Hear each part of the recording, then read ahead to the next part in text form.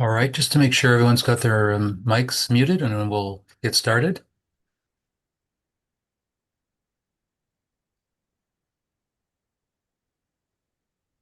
Good morning, everyone. My name is Alan Seckel, and I'm the chair of the TransLink board. I'd like to welcome you to TransLink's March 2026 open board meeting. Thank you for all joining us today.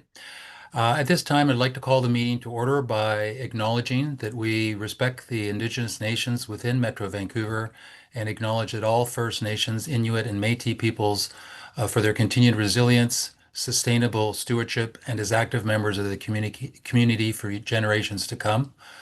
We recognize that in planning and managing the region's transportation system, we have a role to play in supporting reconciliation with Indigenous peoples. Before we begin our meeting today, I'd like to take a few moments to formally welcome three new members who joined our board recently. The first is Gordon Ditchborn.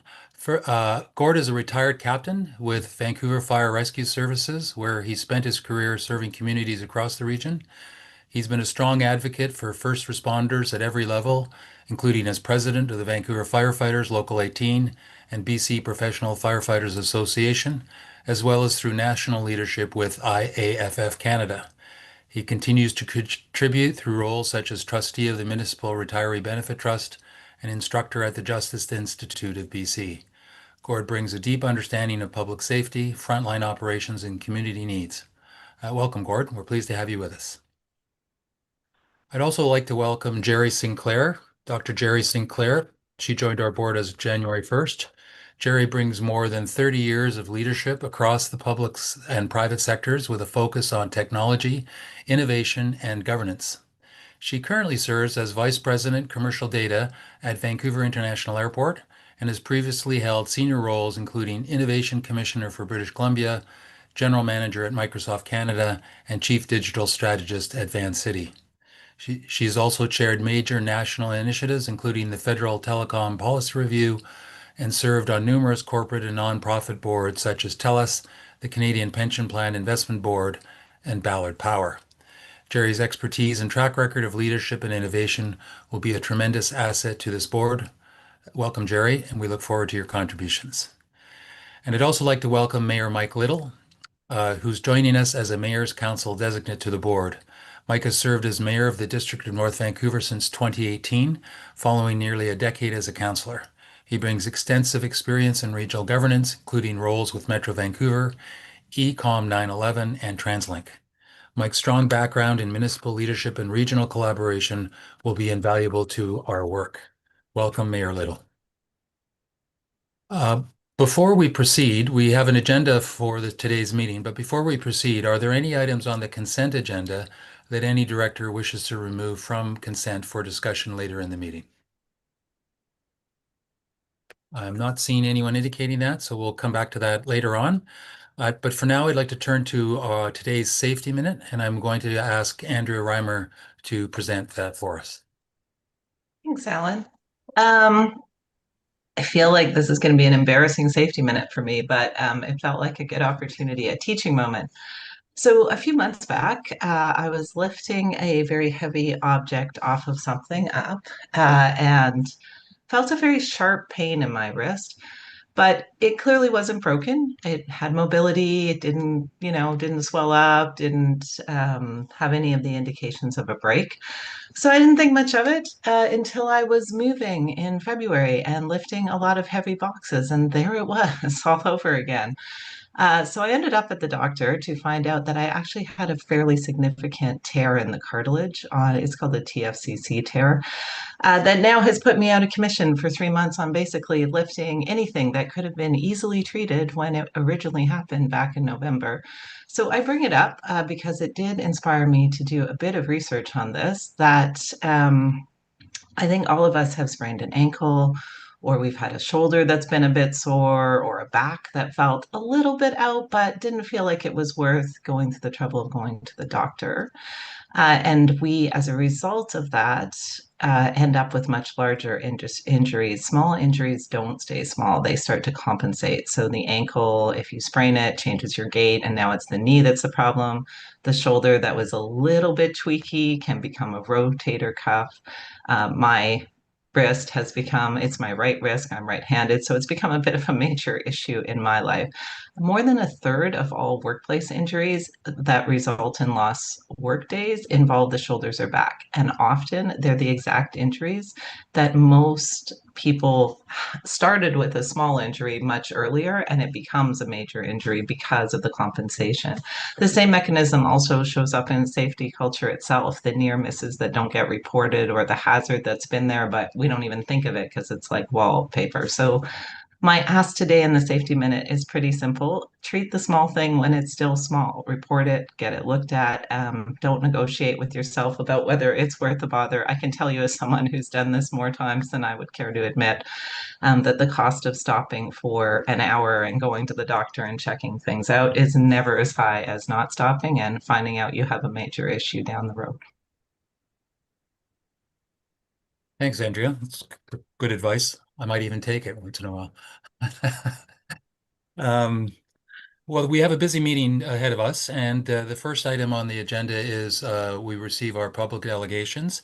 And so I'm going to kick that off. Just a reminder to those who are presenting that you have 5 minutes, and if you get close to that time, I will interrupt and ask you to conclude your comments. So we'll start off with, uh, I think who's in the waiting room, Ms. Susie Ma.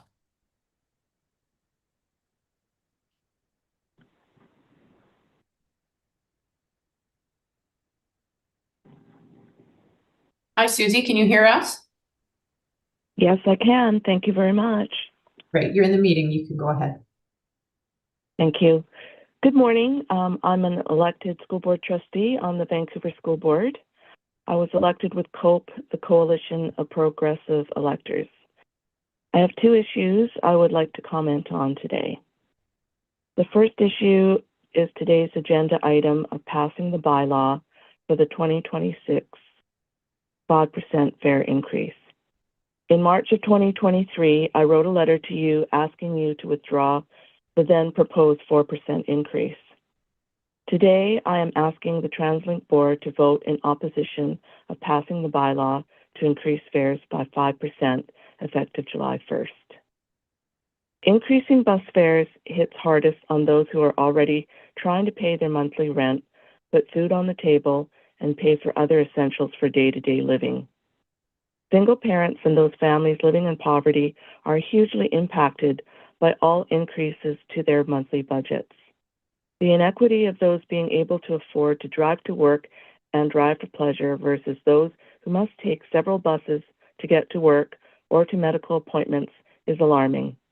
Also, many students rely on public transit to attend mental health programs for youth, go to their part-time jobs, and attend after-school programs.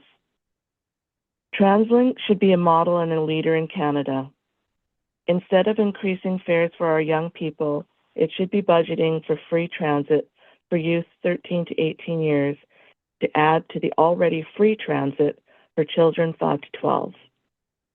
As part of TransLink and BC's climate action goals, we want to encourage and increase ridership because it's essential to continue to reduce our carbon footprint. The second issue I would like to speak on is the issue of student safety and our province's recent announcement that we have adopted permanent daylight savings time. From November to February, students will be making their way to school in the dark. I'm asking you to consider student safety as many high school students take transit to get to and from school. Please plan around sufficient bus routes and times so our students can get to school safely. Also, I ask that you also work with other levels of government to come up with a plan that not only safely transports our students to and from school, but to ensure that there is enough visibility during those rainy and dark mornings and afternoons to protect them as pedestrians when they walk to and from bus stops. Thank you for the opportunity to speak today. Thank you. Thanks for those comments. Our next delegate is Andrew McKay. And Andrew, you have about 5 minutes up to 5 minutes to make your presentation. Hello? Hi, Andrew. Go ahead. Hi.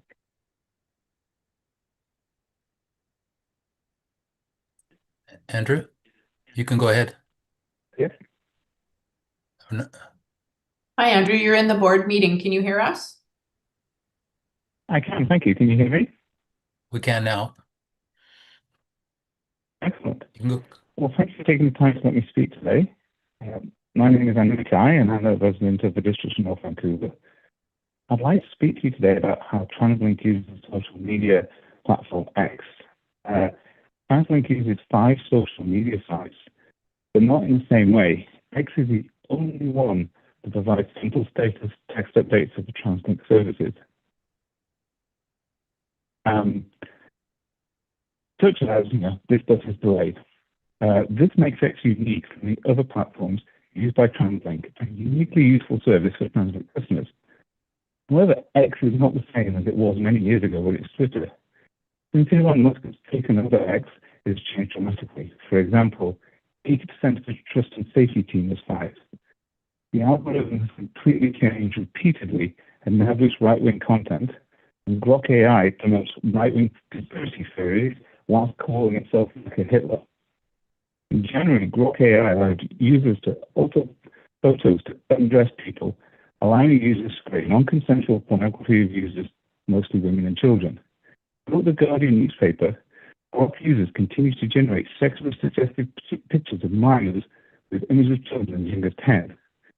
Then, X made non-consensual pornography generation a paid feature.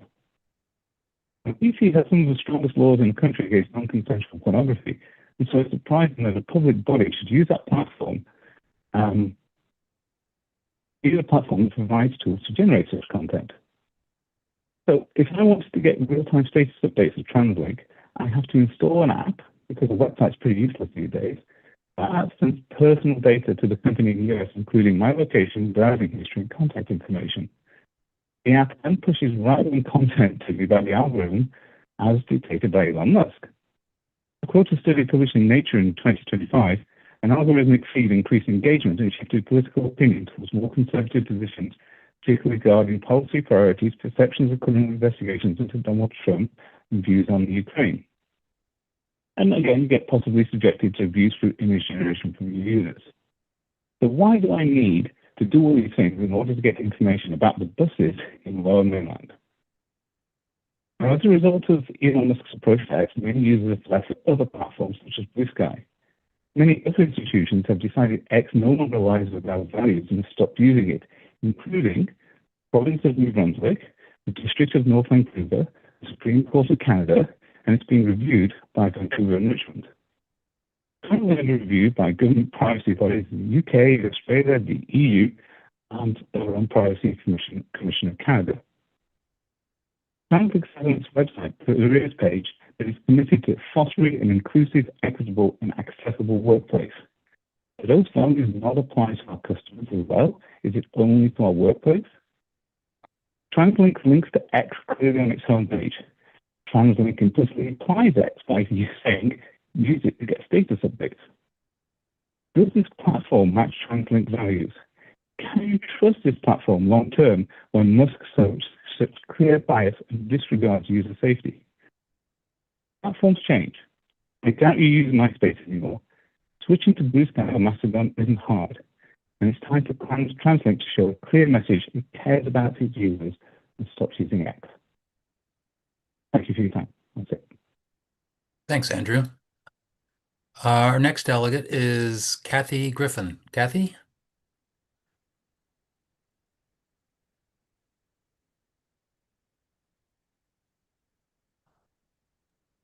Kathy, are you there?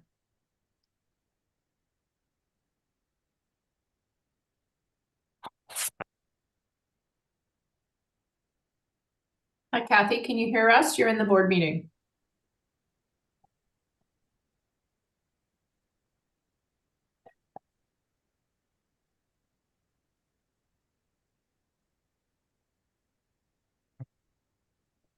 Kathy, can you hear us?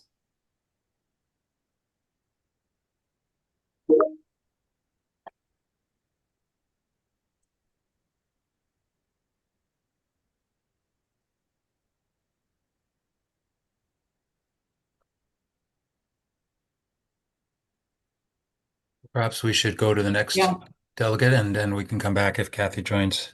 Our next delegate is Jamie Wilson. Jamie, over to you. You there? I think our next delegate is oh,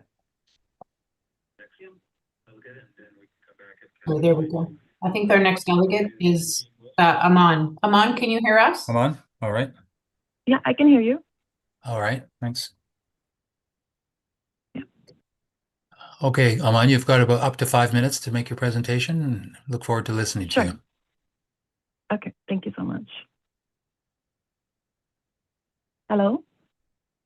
Hello, go ahead. Hi, good morning. My name is Aman Chandi. I'm the Director of Programs and Fundraising at Movement, Metro Vancouver Transit Riders. We're a nonprofit fighting for better transit, and I want to speak today about implementing a low-income transit pass. We needed a low-income transit pass yesterday, and every day we fail to create one, someone is forced to choose between mobility and dignity. The numbers are everywhere. Food, housing, basic utilities are climbing beyond reach, but numbers by themselves conceal as much as they reveal. Behind each figure is quite unraveling: a parent missing a job interview because they can't afford the fare, a patient skipping a medical appointment, a young person drifting away from the community because they don't have enough for a bus ticket. And how many are forced to contemplate fare evasion because they can't afford it? And how many are held back from a job interview or training that will finally allow them to find a stable income? And what is their path out of poverty if they simply can't afford the cheapest way of getting around? TransLink staff reported in 2024 that a low-income discount program would cost about $70 million. And at that time, the council asked provincial candidates to include a low-income discount in their platforms. And now, on the eve of another fare increase, we believe it's time to reiterate that message to the province. $70 million is a drop in a provincial budget that measures in billions. The solution is not complicated. The province already runs the BC Bus Pass program for seniors and people with disabilities, and we're asking you to extend it. Let's include all low-income people across this region in that BC Bus Pass program. Other cities like Calgary, Winnipeg, Ottawa, Toronto, Quebec City, Halifax, they already done it. Even American cities like Seattle and Los Angeles are beating us when it comes to fare affordability. And we remain an outlier. And our question is why?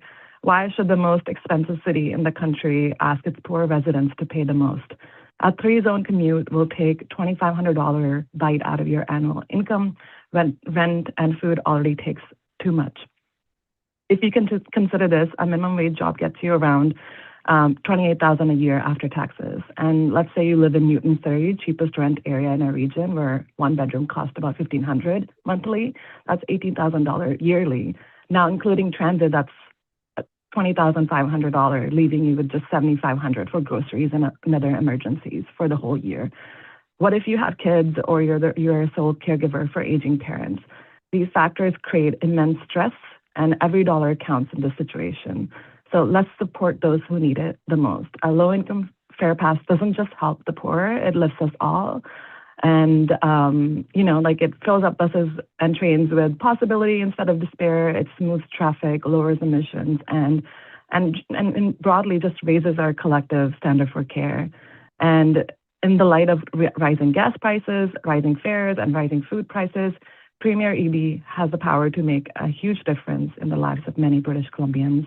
And we're calling on the government of British Columbia to extend the BC Bus Pass program before the 5% fare increase in July. And we would love your support in this. Thank you. Thanks, Aman. Bus Pass program before the 5% fare increase in July. And we would love your support. Thank you. All right, our next delegate is Nathan Hello? Davidovitz. Hello, Nathan. Yeah. You can go ahead now. You've got up to 5 minutes. Yeah, thank you. My name is Nathan Davidovich, and I'm the editor of the weekly alternative buzzer, where there are news about sustainable transport mobility, transit, walking, cycling, and micromobility, as well as proper city planning that promotes sustainable development. Implementing all-door boardings on all bus routes in Metro Vancouver is not just the rapid buses. At many busy bus stops, this is already done illegally. Just go on Granville Mall and you'll see what's happening. Everybody gets in and out on all door. So why not just make it legal and start that as soon as possible? Seattle is starting it in 3 days on March 28th. San Francisco had it for 9 years, and many European systems had it for years. I also want to speak about the unfair fare structure we have since 1984. That is 42 years with hardly any changes, while in 1984, the three unfair zone structure was introduced by BC Transit that took over from the GVRD in 1983. TransLink has been in charge since 1999, and in those 27 years, BC Transit made many changes to fare structures in various transit systems across BC, but TransLink has done almost nothing. We need transit equity regardless of what the fares are. I have a list of over 20 items that need to be revisited with equity lenses. Some of you remember the 1973-74 oil crisis. Well, we're going to have this. It looks like we're having a crisis right now in 2026.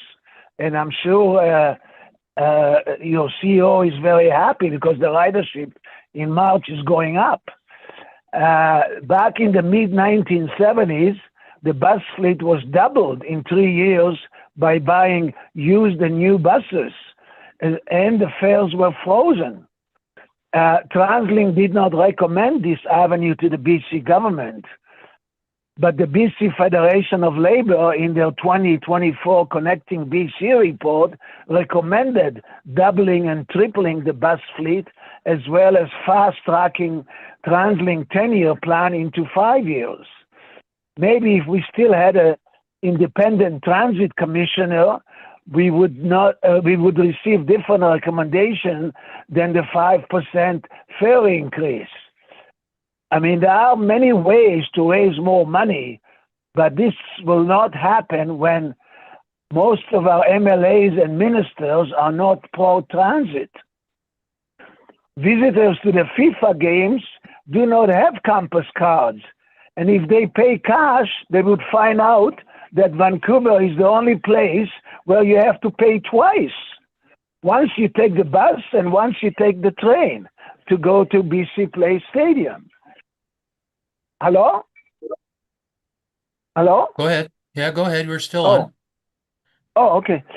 So as I said, they'll have to pay twice to get to BC Place Stadium.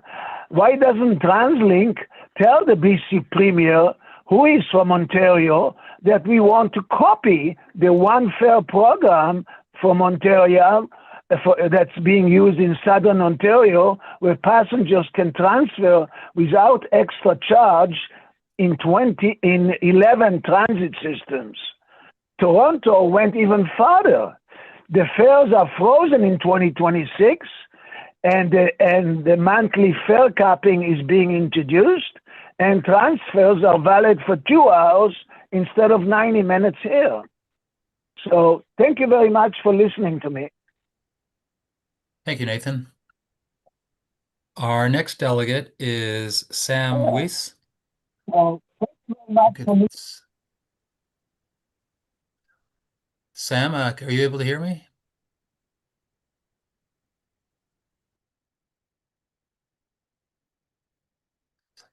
Sam, if you're able to hear me, it's your turn to present. Okay, thank you. Okay, so I'm going to presume that you can hear me. We can hear you, and you've got about up to 5 minutes to make your presentation. Yep, thank you. Good morning. My name is Sam Weiss. I'm the president of the BC Federation of Retired Union Members, and I'm speaking today from the ancestral homes of the Katzie, Kwantlen, and Semiahmoo First Nations. And like those peoples, I'm well aware of the trials it takes to travel around the Lower Mainland and Greater Vancouver. I'm going to speak today mainly from a seniors lens. I know that there's going to be a lot of other individuals who are speaking on behalf of other demographics, but I'm speaking mainly, as I say, from a seniors viewpoint. From shopping, attending day programs, medical and wellness appointments, to spending time at social events, exercise classes, and enjoying the many exciting things that have to do around the Lower Mainland in our neighborhoods, seniors are becoming more and more reliant on public transport. And in many instances, public transit is the only means of getting from place to place. That means to get to the store to buy your groceries, you're taking a bus. That means to get from your home to the doctor's appointment, you're taking a bus. That means from getting from home to a social event so that you don't get stuck in the rut of isolation. It means taking public transit. The fact that TransLink charges seniors to use the service is already an affront. Now it's going to be faced with a proposed 5% increase. It's not only an assault on the pocketbook. For many of us, it will mean yet another dire decision of what critical thing to cut to be able to access the purveyors of those critical things. So, do I stop taking my medication so I can get to the doctor so that the doctor can give me that medication because I have to pay for transit? It's a little bit off. We all know that Vancouver is ranked the most expensive place to live in Canada. And that anomaly doesn't stop at the Vancouver city border. It goes throughout the Lower Mainland. Cities from Halifax to Canmore provide free public transit to individuals over 65. Yet here in BC, you have to be pretty well destitute to be eligible for the BC Bus Pass program, something that many of us living in this area for the majority of our lives, we've built this area up. We've contributed to building transit. And yet now, after all those years of contribution, we're having to pay an inordinate amount of money to use that transit system. When I say inordinate, I mean based on what our income is. And remember, for the majority of seniors, that's a fixed income. It's not getting an increase at all. We've read that the increases in transit traffic because of the World Cup is going to mean an increase in the costs for TransLink. And what we see as seniors, and when I say we, I'm speaking for members of the BC Federation of Retired Union Members and our affiliates, what we see is that, yes, there's going to be an increase in what TransLink is going to pay because of an increase in transportation, but the number of fares, the number of people using transit through the World Cup time is going to substantially increase the profits that TransLink makes. So for that to be a rationale as to an increase of 5% is beyond the pale. We know that the cost of an expansion of SkyTrain that's a cost, but it's a cost that's already been figured in. So again, the 5% increase is it's not making sense to many of us. There's, contrary to what some may believe, each and every one of you on the TransLink board are aware of the fact that, seniors do not ride for free on public transit. Not all seniors, just some seniors. And there's an increase of 5% is just merely going to hamper us from taking part in everyday life when we go on public transit, because we're just not going to be able to do it any longer. Nathan recently said, and there's Sam, been, Sam, yep, you've used up your 5 minutes, so if you could just okay. conclude. Yeah, just to conclude, I'm just going to say that the thousands of members of the BC Federation of Retired Union Members, supported by the BC Federation of Labor, are against this 5% plan or 5% increase, and I'm hoping that you in the TransLink board will vote against it. Thank you very much. Thanks, Sam. Yeah. And our last delegate today is Kathy Griffin. Kathy, if you could be admitted, and then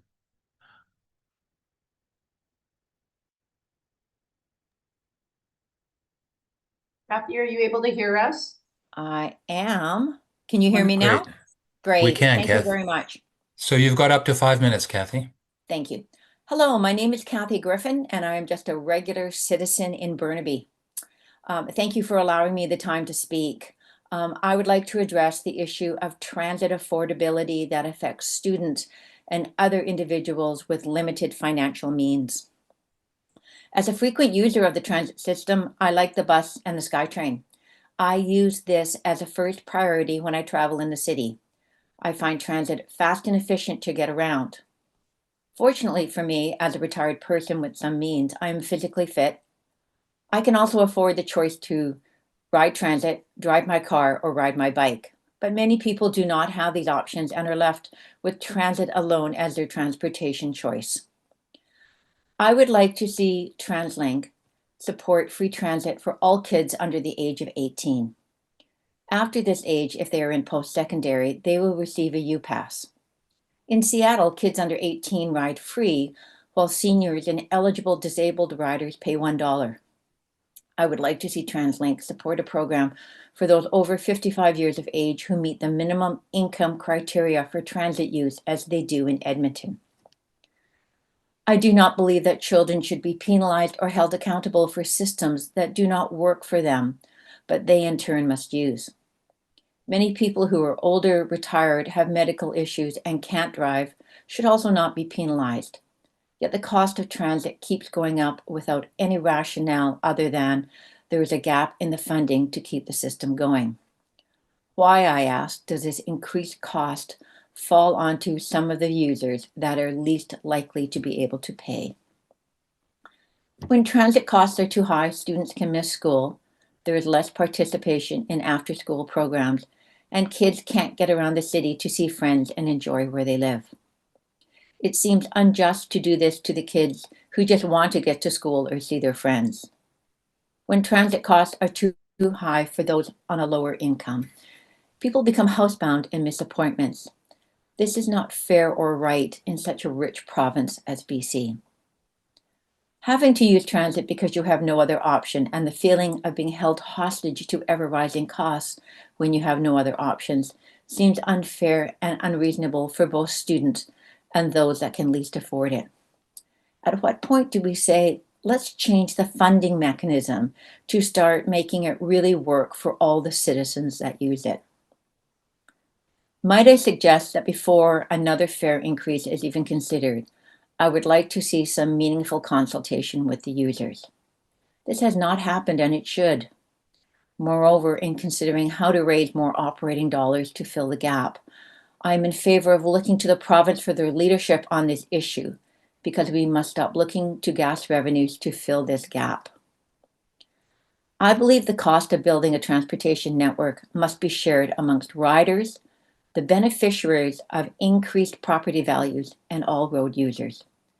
I urge the board of directors to be as bold as you can be to create an affordable, innovative, and visionary transit system for current and future transit holders in the Lower Mainland.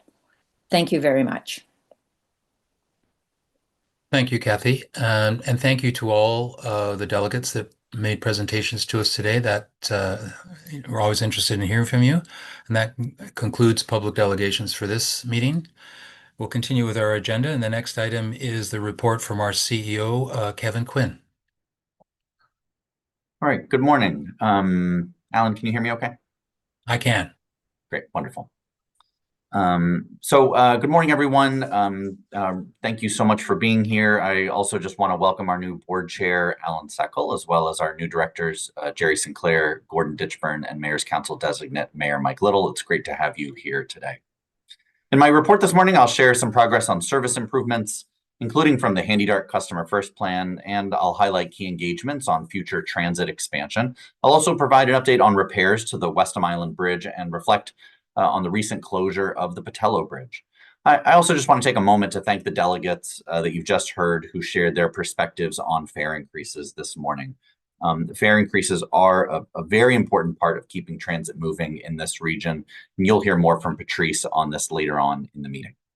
Next slide, please. Today, we are also releasing our 2025 accountability report. That's our annual report highlighting really key enterprise achievements, as well as progress on social, environmental, and financial goals.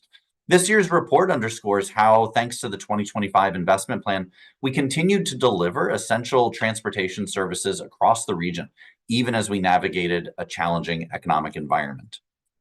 This year, in 2025, we began implementing the largest bus service increase since 2018 to address overcrowding and improve commutes for thousands of riders across the region. We also launched the new Mark V SkyTrain, we advanced bus rapid transit, and we further delivered cost efficiencies that we identified in our management action plan. I'm also pleased to share that through our transition to renewable fuels and the introduction of battery electric buses, we successfully reduced greenhouse gas emissions by over 45%, reaching our 2030 milestone 5 years ahead of schedule. This is a major accomplishment that places us well ahead of many industry peers and demonstrates that sustainable transportation is something we can achieve now versus in the future. Overall, the report provides a strong, data-driven snapshot of how we're continuing to deliver operational excellence, accountability, and long-term sustainability. Next slide, please. In January, we implemented service increases on 37 bus routes across Metro Vancouver. And these changes focus on reducing crowding, improving reliability, and making transit more convenient for customers. For example, Route 609 now runs every 30 minutes all week, improving access to and from Tsawwassen First Nation. And a new midday service on Route 80 strengthens connections between the growing River District and the Canada Line. These increases build on improvements made to 53 routes last September. And altogether, we've now delivered about 1/3 of the bus service expansion funded through the 2025 investment plan, with more improvements coming this April. Next slide, please. The first initiatives from TransLink's HandyDART Customer First Plan are now underway, marking an important step toward modernizing our accessible transit services. As of January 11th, HandyDART service hours have been extended to 2 a.m., bringing them closer in line with SkyTrain operations. This change gives customers more flexibility for late-night work shifts, social outings, and community events. At the same time, we're partnering with Vancouver-based technology company Spare to transform the current dispatch and booking system. The new platform, planned for launch in 2027, will allow customers and caregivers to book trips online, to track vehicles in real time, and receive pickup alerts through a mobile app. Together, these improvements reflect our commitment to providing a more accessible, reliable, and user-friendly HandyDART experience. Next slide, please. We're also hearing from the public about future transportation projects. That's such an important part of our work. We recently wrapped up the next phase of engagement for the King George Boulevard and Langley Haney Place bus rapid transit corridors.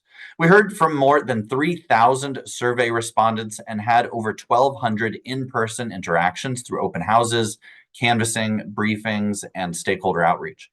Overall sentiment for BRT remains very positive. 84% of King George Boulevard respondents and 85% of Langley Haney Place respondents believe BRT will significantly improve transportation in their communities. These results really reinforce the strong potential of BRT as a cost-effective and achievable solution for addressing congestion in our region. Next slide, please. We also continue to partner with the City of Vancouver to improve bus speed and reliability along some of the region's most delayed transit corridors. Along Route 19, recent upgrades include 3 new bus stops near signalized crossings to improve safety. We also removed 12 stops that, quite frankly, were just too close together, reducing delays and improving travel time. Public engagement has also included for some stop adjustments along Route 49, with a corridor upgrade report expected later this year that will include some recommended improvements. And along the Hastings Street corridor, upcoming engagement will focus on 17 potential bus stop adjustments. A trial bus lane is also planned for September to gather some real-world feedback before decisions about stop configurations are made in 2027. Together, these projects really help make transit faster, make it more efficient, and more reliable along really key corridors. Next slide, please. The first phase of engagement has concluded for the South of Fraser East Area Transport Plan, which will guide transit and active transportation improvements over the next 15 years in some of the region's fastest growing communities. We saw strong participation with more than 2,400 completed surveys and over 850 people engaged in person across 27 events. The plan explores opportunities for new or expanded bus routes, improved reliability, safety and accessibility upgrades, and stronger connections for walking, cycling, and for goods movement. This plan is being developed collaboratively with local governments, Indigenous nations, and community partners to help shape shared transportation priorities. Our phase 2 engagement, that's planned for early 2027 when recommended actions will be presented for public feedback. Next slide, please. We've also been focusing on the Westham Island Bridge and restoring that as quickly as possible after it was struck by a marine vessel in January. That bridge remains closed to vehicle and pedestrian traffic to ensure the safety of both workers and the community while repairs continue. Emergency responders continue to have access at all times. During the closure, we've been really focused on supporting the Westham Island community. Residents and businesses can continue traveling between the island and Ladner through frequent water taxi and shuttle service. We're also supporting the city of Delta and maintaining barge operations to transport agricultural products, essential supplies, and everyday goods.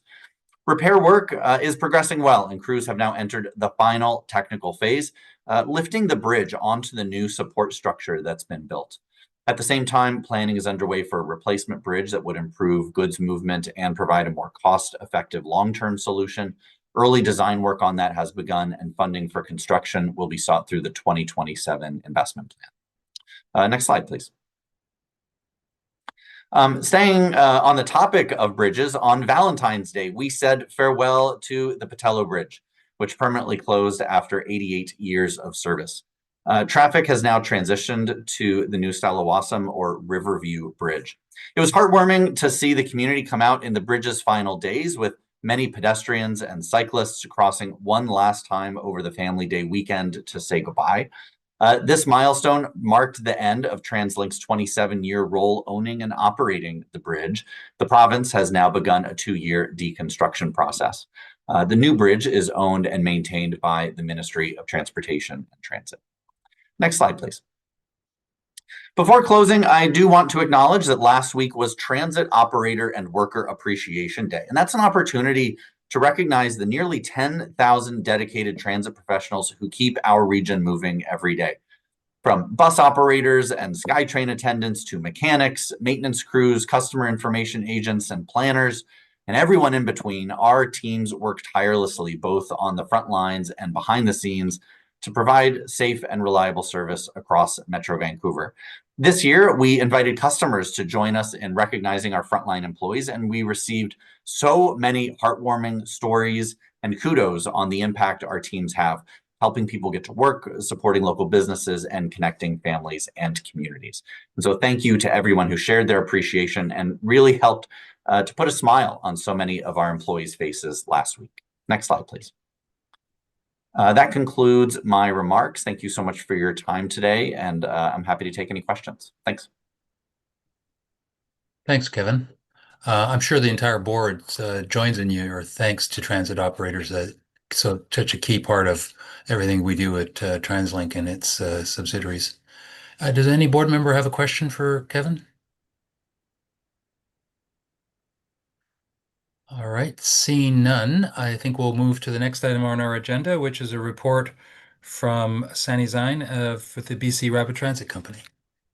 Thank you, Chair, and thank you, board members and members of the public. Really happy to provide you with an update from BCRTC. It's been a terrific ending to 2025 for us at SkyTrain and West Coast Express, and a very strong start as well to 2026. If we can go to the next slide, I'll be sharing today with the board some highlights from our recent achievements, including our recently published business plan for the year and achievements in service, expansion, and our culture. We can go to the next slide, please. In January, we published the 2026 business plan for BCRTC. This is our single document that we distribute to all our staff, so we're all on the same page and we know what our key initiatives are for the year. You can see the headlines there under our main priorities of service, future readiness, and our culture. My next few slides will go into a few of the details in our business plan, but I just want to emphasize that we make this available to everyone in the business so that we can always have one single point of reference for what we are trying to achieve this year and how we will measure our success. We can go to the next slide. Looking back at 2025, as I mentioned, a strong year in delivering on our commitments. High numbers for delivering on our service, better than 99%. Our on-time performance just missed our target, and the reasons behind that were related to our single tracking that's going on between Lougheed and Sapperton. And throughout the year, we worked really hard to actually improve our on-time performance. And we saw in the second half of the year significant improvement as the teams found ways to overcome the single tracking bottleneck that we had. Happy to report to the board the first few months of 2026 are showing continued strength in these numbers and actual improvement on both delivering service and on-time performance. Next slide, please. Also want to highlight, we saw good news, ridership increases on both West Coast Express and Canada Line in 2025. You see the image there with significant uptick in ridership on West Coast Express of better than 11% for 2025 and close to 5% increase in ridership with Canada Line. With West Coast Express, we believe the return to the office in the downtown employment centers helped drive those numbers. And with Canada Line, definitely air travel had a strong year in 2025. So that contributed to the increase in ridership on Canada Line. Next slide, please. We are coming to one of the biggest events ever hosted in our city. You'll hear more during the course of this meeting about FIFA preparations. From our end at BCRTC, just some very high-level highlights. We are ready to go. We're ready to serve the world and the guests who will come to attend this event. We are planning for extended service for the late kickoffs. We have increased frequency pre and post-match in terms of train availability. West Coast Express will be running weekend trains on game days. We will have more enhanced staffing available to help our customers navigate downtown. We will maximize use of our 5-car Mark V trains to improve capacity, and our maintenance team has mobilized both with pre-maintenance or pre-event maintenance activities and being mobilized on the line to respond quickly to any incidents that happen during the event. So we're looking forward to it. It's an opportunity for us to showcase our terrific system to the world this coming summer. Next slide, please. We never lose sight of state of good repair and keeping our system well maintained.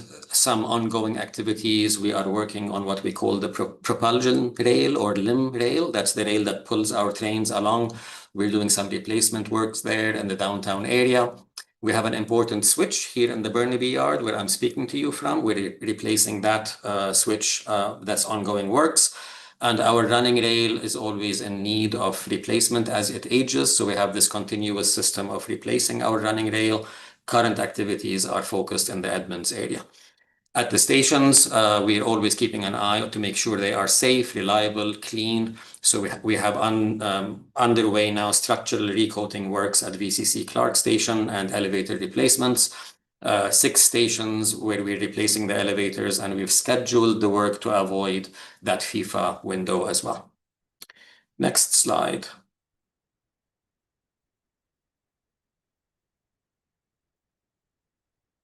Can we have the next slide, please?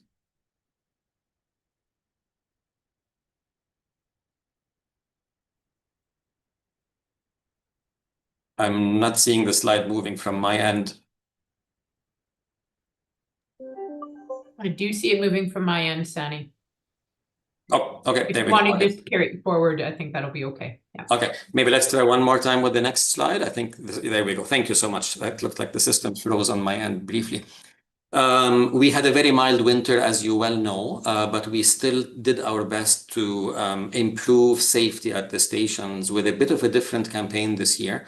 If you were out and around on the system, you probably noticed some of the posters you see here. Most of our injuries happen with escalators and stairs and inattention and rushing. So we targeted a campaign to hold on, not to rush, and carefully navigate what can sometimes be a complex environment for our customers. So it was a targeted campaign, and we did see some improved results as a result of this campaign. We will continue with this effort. We definitely see that our highest risk areas continue from year to year being the highest risk areas. And we just are trying to work with our customers to make sure they remain safe as they are heading to and from our trains. Next slide, please. Looking at the future, as you well know, we are undergoing a massive expansion of SkyTrain, which includes a rejuvenation of our fleet. In total, we have 47 new Mark V trains on order. Happy to report, even since we prepared this slide, we now have 8 of those Mark V trains in service, and they're making a difference in terms of capacity, comfort for our customers, and reliability, as those are new trains. This is a conveyor belt, so while we have 8 in service, we have a couple more trains in the yard here undergoing various stages of testing, and more trains being built for us and shipped in sequence. On average, we're finding about every 4 to 6 weeks, we are able to enter a new train into service. And so we're very excited, as this is allowing us to retire the old Mark Is and have a new, a safer and more reliable fleet. Next slide, please. On the behind the scenes work, we are about to open a new maintenance shop. This allows us to much more effectively maintain our new fleet. We call this one the Vehicle Maintenance Shop 3, or VMS 3. It gives us 2 new maintenance lanes designed to accommodate the longer Mark V trains. We've so far been having to wedge our Mark V trains into old maintenance bays not designed for that purpose. So next month in April, we expect our fleet maintenance team to move into this new facility, giving them a lot more elbow room and all the modern ergonomic and safety features for maintaining our new expanded fleet. Next slide. On the big picture, working with our partners at the province, great progress being made on the Broadway subway project, remains on schedule to open next year in 2027. Tunneling work, as you know, has been completed. The track is now being installed through the tunnel, and the station work is well underway to complete those stations. Also very visible and very good progress on the Surrey-Langley SkyTrain, also being delivered by our partners at the province.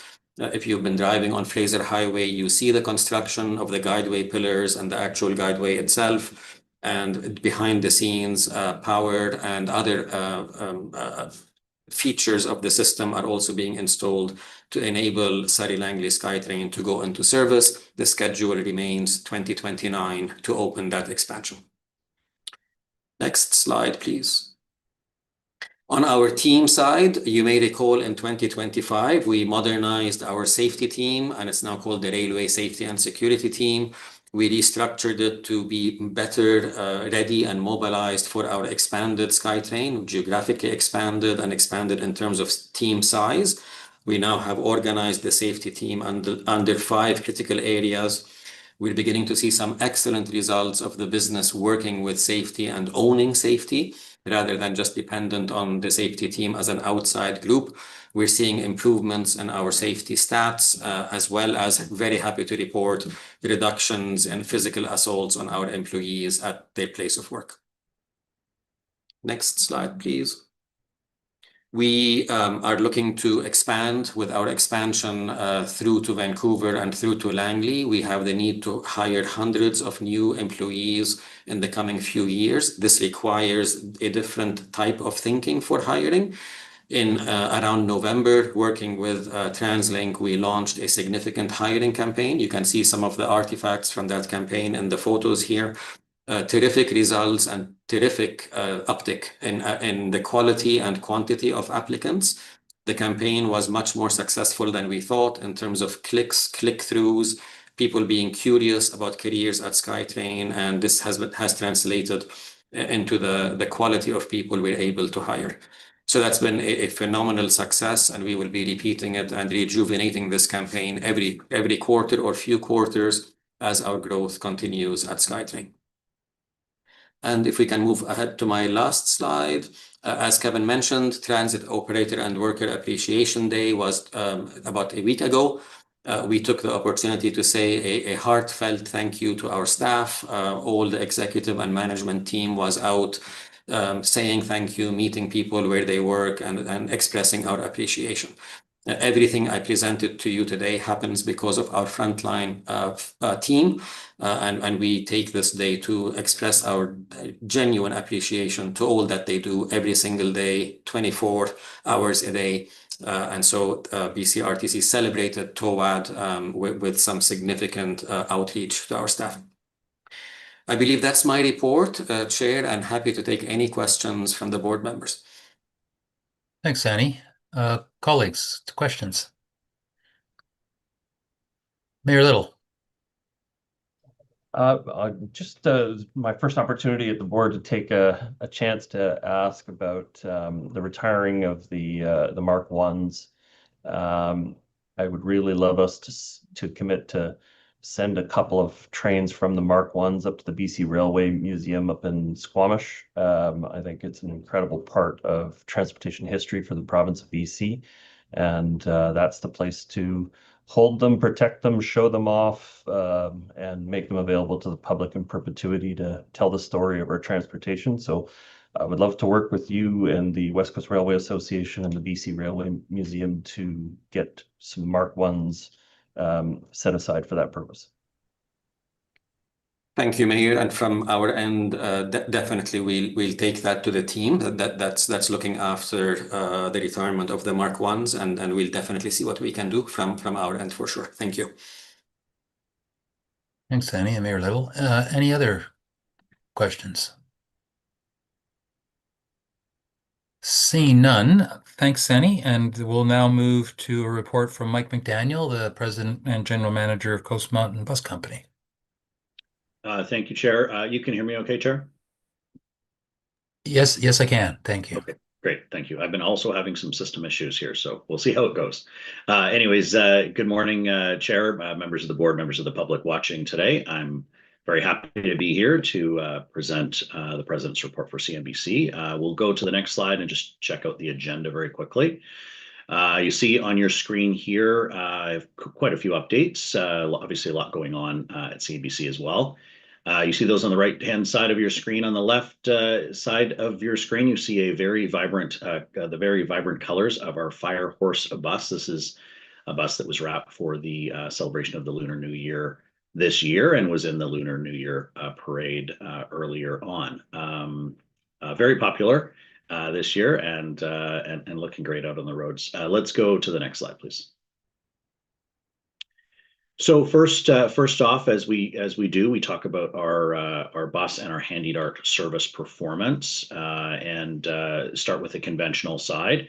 CMBC delivered 99% of our service as compared to our budget. We started to share numbers this last year as well on on-time performance.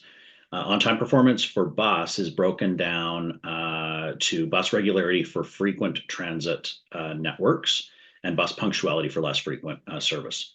So for 2025, looking at the year as a whole, we came in at 80% for both. And just for some additional context, how we define bus regularity and punctuality, which is actually quite aggressive compared to others in the transit industry, 80% represents a very strong performance and ranks actually quite high in comparison to our peers around the world.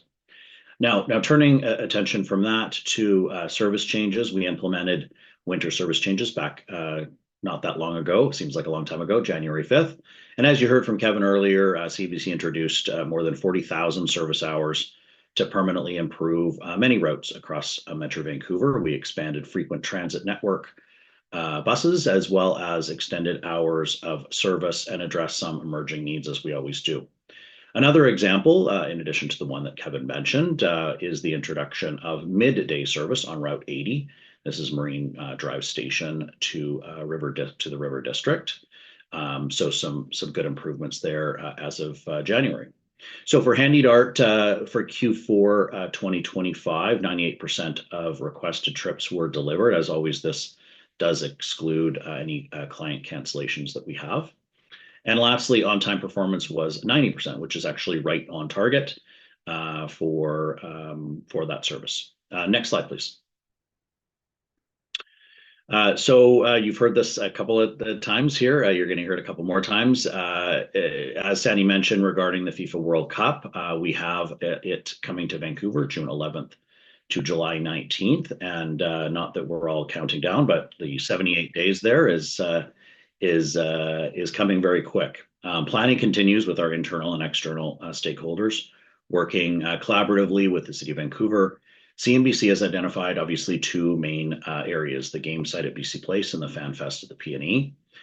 For BC Place, additional service will be added to Vancouver's downtown core. These route modifications are due to street closures, security perimeters around BC Place, and changes to SkyTrain station function. Additional service and shuttles will be added to support customers getting to and from the site. And you'll hear more about this later in this meeting at the FIFA presentation. To test our plan, CNBC is running mock exercises for Bus, C-Bus, and Handy Dart, along with all of our other partners. And of course, adjustments will be made as needed. Lastly, just for a little bit of fun, you'll see on your screen there that this is from our 100 Days Out media event. You'll be seeing this bus, actually 6 of them around the region very soon, and that'll help us kick off, so to speak, the event that is coming very quickly. Next slide, please. All right, I am not seeing that change. Oh, there we go. All right. Next, it's been about a year since I've given the board an update in regards to our newest transit center, Marpole Transit Center, which is being built to meet the growing demands of public transportation in Metro Vancouver.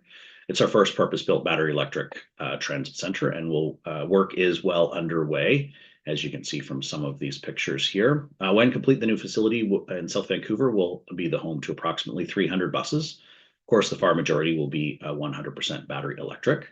The new transit center will include a 3-level bus garage, a bus staging and storage on the first level, charging infrastructure and electrical substations on level 2, and administrative facilities and some parking on level 3. And a 2-level maintenance building with repair bays, body shops, part storage, and support areas for maintenance and mechanic staff. Of course, the facility will also have fueling facilities, washing, and detailing. Let's take a wider look at the site. Just go to the next slide, please. So right now at the site, all ground improvement works are generally complete, and that was extensive as per my last report to the board. Initial construction on above ground structures has begun, and you can kind of see that here in the picture. The anticipated completion date is late 2028, but a very exciting project for CNBC. Next slide, please.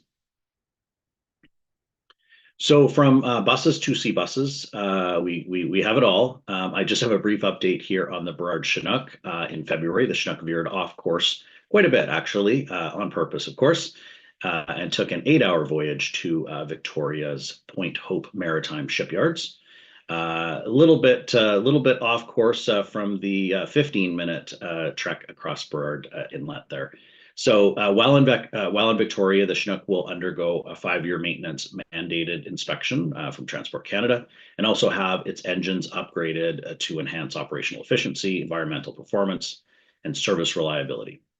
The work is expected to take about 9 weeks, and actually we're kind of wrapping up as we speak here over in Victoria.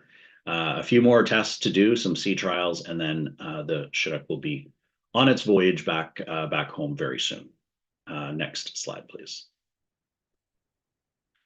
So, of course, big news, CNBC's first next generation trolley bus is officially rolled from the factory floor onto real pavement. The pilot trolley bus is in its last stages of production, and it's completing some road testing and final checks. Following that, it'll actually do, of course, some overhead network testing near the Solaris factory. Excuse me, where technical teams will take a look, make sure everything is going as planned. We do have plans for this pilot bus to be here at the Vancouver Transit Center in about 3 months. So we're getting very close. We will look at that and use that pilot bus to inform the rest of the fleet production. Eventually, the 262 trolleys that we have right now will be replaced by new buses from Solaris Bus and Coach. So some exciting times for our trolley teams, and we're looking forward to that pilot bus. Next slide, please. So shifting gears here, I just want to talk a little bit about what we're doing on the equity, diversity, and inclusion front.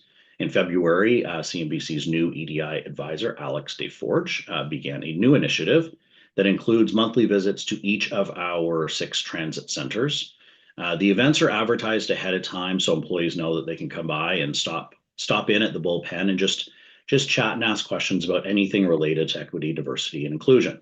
The goal is to have more visibility, accessibility, EDI presence within our transit centers, just to increase engagement and opportunities for casual conversations. Kudos to Alex for starting this initiative, and future reports, I'll let you know how all that's going. Next slide, please.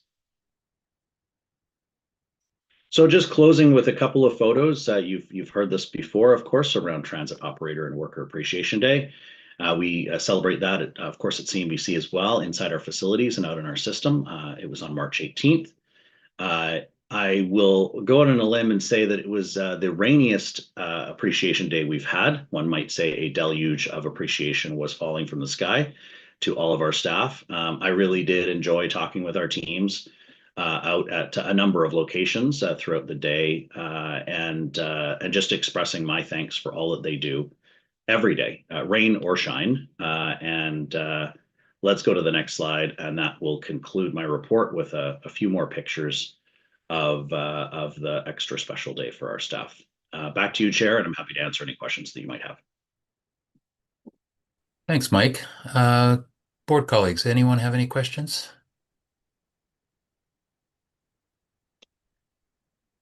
I don't see any, Mike, but I do have a question for you. I just wonder if you could comment on what impact the recent increases in the world price of oil might have on your fuel costs. Yeah, so thank you, Chair. Obviously, very topical question. We are, of course, tracking it very closely. The entire enterprise is. It is obviously having an effect. We do not pay retail prices, so we're not as immediately impacted or as much impacted, but we are watching that. What I will say is that other areas are, of course, not as affected. So our entire trolley fleet, of course, is electric. We do have a number of other battery electrics on the go. Our CNG using RNG now is obviously not affected right now. And so we're actually working through what financial impacts that has. And of course, we are trying to forecast how long that effect will be. So lots of moving parts to it, but we're very dialed into it and seeing how we can mitigate any financial impacts. There will be some financial impacts, but we'll be able to quantify that in the coming months. Thanks, Mike. Any other questions from board colleagues? All right, thanks, Michael. We'll now turn to Suzanne Muir, the Chief Officer of the Transit Police, for her update. Thank you, Chair, and good morning, everyone, board and members of the public. I'm very pleased to provide the update for Metro Vancouver Transit Police. Today, I'll just be talking a little bit about enhanced visibility projects we've been involved, some crime data information, preparations for FIFA, and some of the initiatives through our Community Policing Center, as well as our progression of our CSO program. Next slide, please. So with enhanced visibility, certainly we've been doing a number of projects within the enterprise with transit security, and then externally with other JPD partners. We're very fortunate and we continue to work with the Minister of Public Safety and utilize their special investigation and target enforcement funding for projects that address issues across the transit system. So through our criminal intelligence unit, we obtain data information where we're seeing incidents occurring, and from there we target those projects. One that's highlighted with the media release relates to a project in late 2025, early 2026, and over a 4-month period, we worked with 2 other JPDs, the Surrey RCMP and Surrey Police, to address issues of drug trafficking and weapons around the area of Surrey Central and the Central City Mall. The project itself ended up resulting in 61 arrests that related to warrants, weapons possession, theft, trafficking, and other motor vehicle violation offenses. A number of projects across the region. Another one I'll highlight is our presence at the Langley Bus Exchange and Haney Bus Loop in Maple Ridge. Again, providing that presence, safety reassurance to employees and addressing similar issues in that surrounding committee. With that, moving to the next slide, just talking a little bit about in 2025, what we saw in year-end statistics. And we continue to see, although slight, the volume of crimes, modest decreases from last year. And specifically, volumes of crime against person declined by the 2%, property by the 4%. Where we saw a really notable increase is by text messaging up 70%. Very encouraging to see that. And there's 3 key areas where we're seeing people reaching out. Number one is disturbance related calls that we're able to have members attend to respond. Secondly, passengers that may require medical attention. And then third, non-police related matters, however, that link to the enterprise. And then we're able to pass those calls over to our appropriate transit partners. We've heard a lot about FIFA, and as we move to the next slide, we'll talk about here at Transit Police. So certainly the transportation region and the responsibility of Transit Police and our engagement with our RCMP and VPD partners continues to be very extensive. As we prepare, and this preparation, like all other areas in the enterprise, has been well in its making. But we will have additional deployments, both at downtown stations, FanFest, as well as different FanFest areas are announced across the transit region.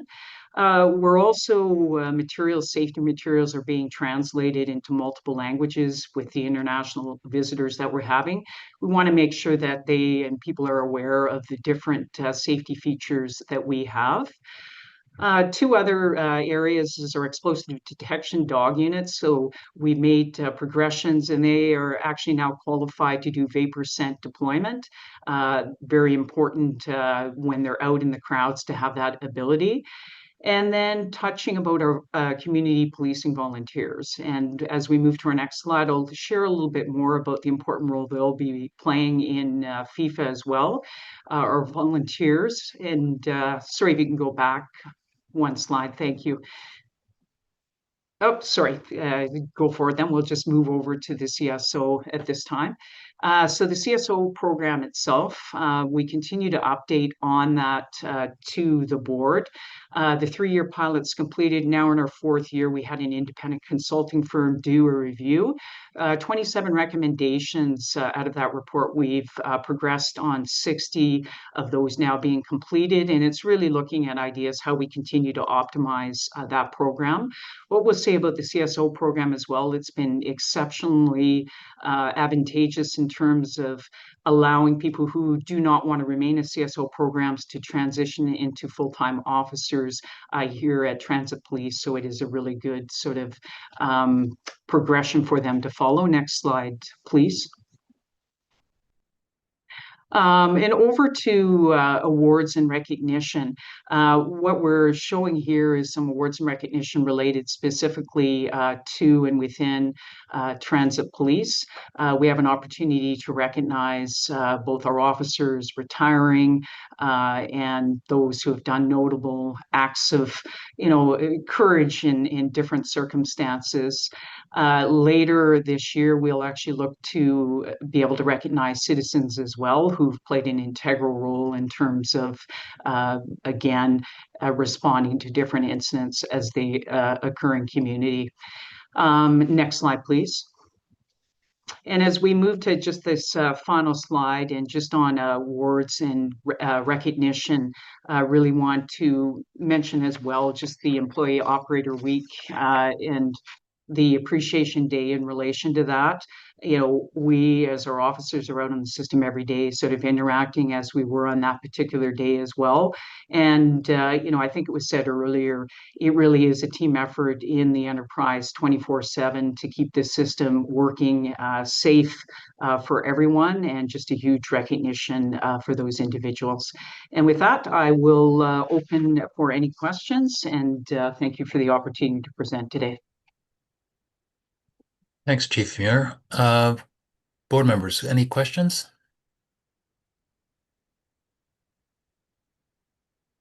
I'm seeing none, so thank you, Chief, for your report. We now are turning to earlier this month, the board committees had their meetings, and we're now turning to the reports from those committees, starting with the Finance and Audit Committee's report from the chair, Tracy Reddy's. Thanks, Mr. Chair. The Finance and Audit Committee met on March 18th, 2026. We had a very comprehensive meeting this quarter where we received, discussed, and have recommended to the board for approval a number of reports which will be dealt with later in the meeting, including the 2025 year-end financial and performance report, the 2025 statutory annual report, and the audited consolidated financial statements prepared by KPMG for the year ended December 31st, 2025. We also recommended and are recommending for approval of the 2026 property tax bylaw and the 2026 replacement tax and transit tariff amendment effective July 1st, 2026, which again will be presented shortly. Other reports to note that reviewed in detail at the committee include a new report from the engineering department detailing the progress against all engineering projects other than the rail expansion, bus expansion, local government funding, and the business technology services programs. And that's great because it will provide greater insight into some of these key projects. We also receive updates on the rail expansion program, a quarterly review of the safety initiatives, the real estate annual and quarterly reports, and a number of enterprise risk management reports. We received an update from the internal auditor and also reviewed and approved the Finance and Audit Committee's terms of reference, the committee's duties and responsibilities annual checklist, and a number of significant corporate policies. So as you can see, it was a busy quarter. Thank you, Mr. Chair. Thanks, Tracy. Does anyone have a question or comment? Tracy's report? If not, we'll move to the Planning Communities and Communication Committee's report from Director Andrea Reimer. Thank you, Chairperson. So similarly to Finance, we have a number of reports that are also on this agenda. Oh, and for context, we met on March 16th in the morning. We normally would also have joint planning committee meetings to report on, but we haven't had any since the last time I reported to you. So this is just on the March 16th meeting. So things that you will hear about today at this board meeting that we talked about, and I won't get into any detail on, are the 2025 year-end transportation trends update, the FIFA World Cup 2026 preparedness update, and the 2025 accountability report. Things that we talked about that are not on this agenda are the 2026 update on aligning regional transportation interests and partner agency plan, which is a long title that essentially means partner agencies' land use and transportation plans significantly shape regional transportation outcomes. So a partner agency may be Metro Vancouver, for example, or member municipalities. And TransLink is legislatively required to provide input on those plans. So in 2025, TransLink engaged on 45 such plans, with 2026 bringing a shift towards a more proactive staff level engagement to better advance TransLink's objectives. We also had a couple of Q1 2026 reports, the Indigenous Relations Update, where we talked about how staff are working to advance reconciliation through a mix of operational improvements, some of which you heard about in the CEO's report earlier, as well as relationship building, including an engagement on the regional road safety strategy. We also have a number of ongoing internal awareness initiatives, including marking key TRC and Indigenous commemorations, and working with archaeological assessments and permitting to support both reconciliation and operationalizing on our commitments. We also had, for the first time, we combined communications, public affairs, and marketing into one big Q1 update. I think it was a good move in terms, they're so related that it made a lot of sense. The things that we heard about were largely reported on in other areas from the different CEOs that we've heard from and the chief. Things like the Westham Island Bridge, winter service changes, the BRT corridors, etc. The other things we did were, we heard the annual summary of customer information. So this is customer information services is operated by CMBC, but it's an enterprise-wide feedback hub, triaging and responding to public input across all TransLink modes. Feedback comes in phone, web, and social media, and volume increased for a second consecutive year in 2025, driven largely by congestion-related timing complaints. So when people are stuck in traffic, buses are also stuck in traffic, and then they don't show up on time, although as Mike reported, or the CEO for CMBC reported, they do show up often on time, but when they don't, they can generate a high level of complaints. The web forum continued to grow as the dominant channel that we're receiving feedback from. We also heard a verbal report on the annual general meeting, which will be taking place concurrent with our next public board meeting in June. And we did, as with the Finance Committee, our annual review of terms of reference and duties and responsibilities checklist, as well as our quarterly review of the board correspondence summary. That is my report, Chairperson. Thanks, Andrea. Do any colleagues have questions or comments about the report? Seeing none, we'll turn to the Human Resources and Governance Committee report from Director Jennifer Chan. Yes, thank you, Chair. The Human Resources and Governance Committee also met on March 16th, and as is normal for our committee, we received the People and Culture Quarterly Report, which supports our oversight function for the committee by providing some really helpful information. And I won't go through all of it, but want to highlight that we did hear about some of the great work that's being done in conjunction with CMBC and BCRTC to recruit and retain those folks that are really essential in our workforce for delivering upon that service expansion. And I believe we heard from Sani Zain earlier about the impact and success of that recruitment. So good to hear. We've also heard about the recognition for TransLink being awarded several major employer awards recently. And I want to highlight that, the BC Top Employer Award, the Forbes Canada Best Employers Award. And one thing I'm really proud about for the organization is Canada's Best Diversity Employers Award. We heard from Mike McDaniel about some of the consistent commitment that the organization is demonstrating in terms of EDI, and I really want to highlight that that work is very much still ongoing, and we're seeing a continuing trend of positive changes for things like representation of women in the enterprise.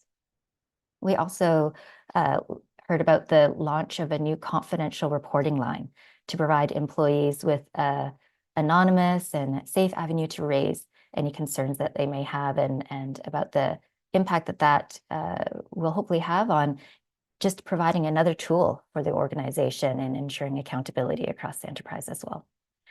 On our board consent agenda today, there's a recommendation from the committee for updates on the TransLink Respectful Workplace Policy to do a few minor amendments, but importantly reflect that creation of the confidential reporting line for employees in that policy now.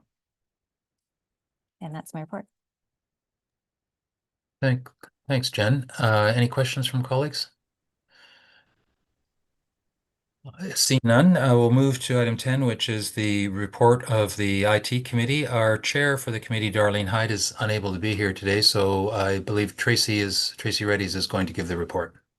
Yes, Chair, thank you very much. The TransLink Information Technology Committee met on March 17th, 2026. The committee received, as it usually does, a list of key technology projects, which has oversight, or the committee has oversight of in 2026.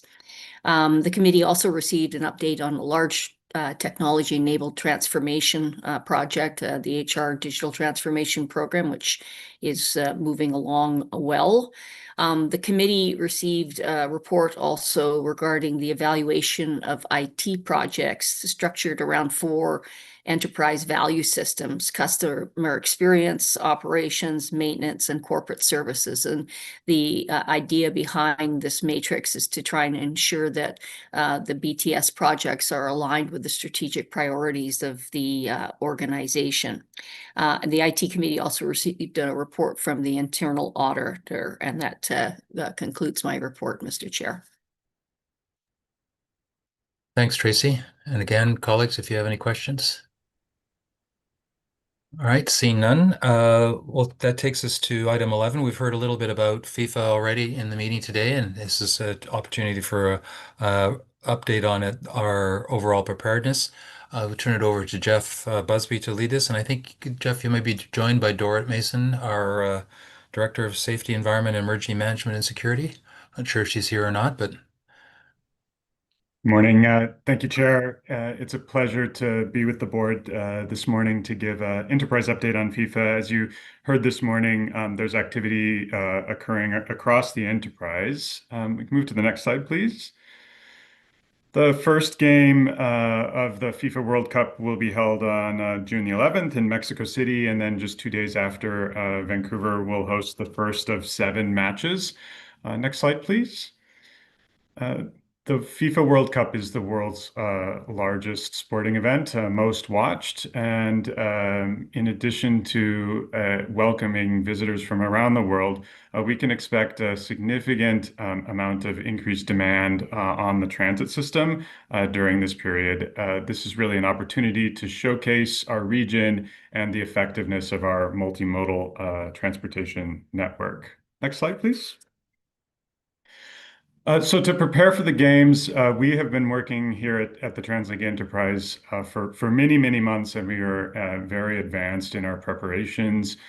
Foundational principles for our preparedness are strong collaboration, focused first internally across the TransLink Enterprise, and then working closely with the various other agencies involved. I'll elaborate today on the service increases that we are prepared to implement to accommodate the additional expected transportation demand. We're doing this with a mind towards making this experience excellent for those who are visiting our region, as well as providing sufficient transit capacity to keep the region moving during the tournament period, and making sure that our day-to-day riders are not left behind as we host this important global event. Next slide, please. So to organize ourselves, we have set up a similar structure to what we do for all major events, and that is a governance structure that ensures that there's close coordination across the TransLink enterprise, as well as close coordination with the City of Vancouver and other partners. You'll see in the presentation today snippets into the efforts underway around the core elements of this governance structure, including the transit service levels, security, communications, etc. Next slide. So on the security front, this is our preparations are well advanced. Coordination is really key to this, given the number of entities involved. And from the TransLink perspective, our existing safety measures will be augmented and amplified during the period, including high visibility of staff and quick response to incidents as they are reported. We're also mindful that people may be using transit for the first time or are infrequent users of transit, and so increasing efforts around safety and etiquette marketing, part of our plans here. Next slide, please. We really want to stress that transit is the best way to access the FIFA events, as well as events that will be occurring across the region during the tournament. Making sure that those visitors and residents and commuters have information about the status of the transportation system, including specific information about accessing the games. We also see this as a real opportunity to celebrate the spirit of sport, and you'll see a number of fun activations roll out during in the lead up to the tournament and in the tournament experience itself. Next slide, please. There are really three destinations that are the focus of our anticipated increase in travel demand. Obviously, many guests will be arriving from across the world through Vancouver International Airport. The matches themselves will be hosted at BC Place, conveniently located in the downtown core. And then a major activation for the FIFA Fan Festival at the Pacific National Exposition along Hastings Street in Vancouver. We've designed the transportation services to stress that transit is the best way to connect between all of these destinations, as well as where visitors may be staying in advance of the game. Very limited provision for parking, if at all, at any of these venues. And so certainly want to make transit the most effective way to travel between these destinations. On the next slide, I'll just elaborate on the specifics around access to BC Place. Next slide, please. Thanks. Unlike typical events at BC Place, Main Street Science World Station will be the primary way that fans with tickets are expected to access BC Place. Important to note that Stadium Chinatown Station will remain open, but for those, and that's to serve the immediate surrounding neighborhood. But for those fans with tickets, they will be directed to use Main Street Science World as the major access and egress point to BC Place. And there will be activations along the walkway and special provisions for accessibility for those who are using the conventional system to arrive at BC Place, but may need assistance with the walk. The next slide gives you a summary of the service levels that we are increasing really across the region. You would have heard some of the specifics on this from Mike McDaniel earlier this morning. While SkyTrain will be the primary way that we expect fans to reach BC Place, bus services will be expanded, recognizing anticipated growth in demand across the network, and especially enhanced bus service to the fan zone at the Pacific National Exposition. We were also making provision for access for HandyDart for those users who need that service, both at the fan zone and at BC Place. Important for the bus service is the ability to respond as demand materializes, and Coast Mountain Bus Company will have additional buses on standby should the need warrant their deployment. Next slide, please.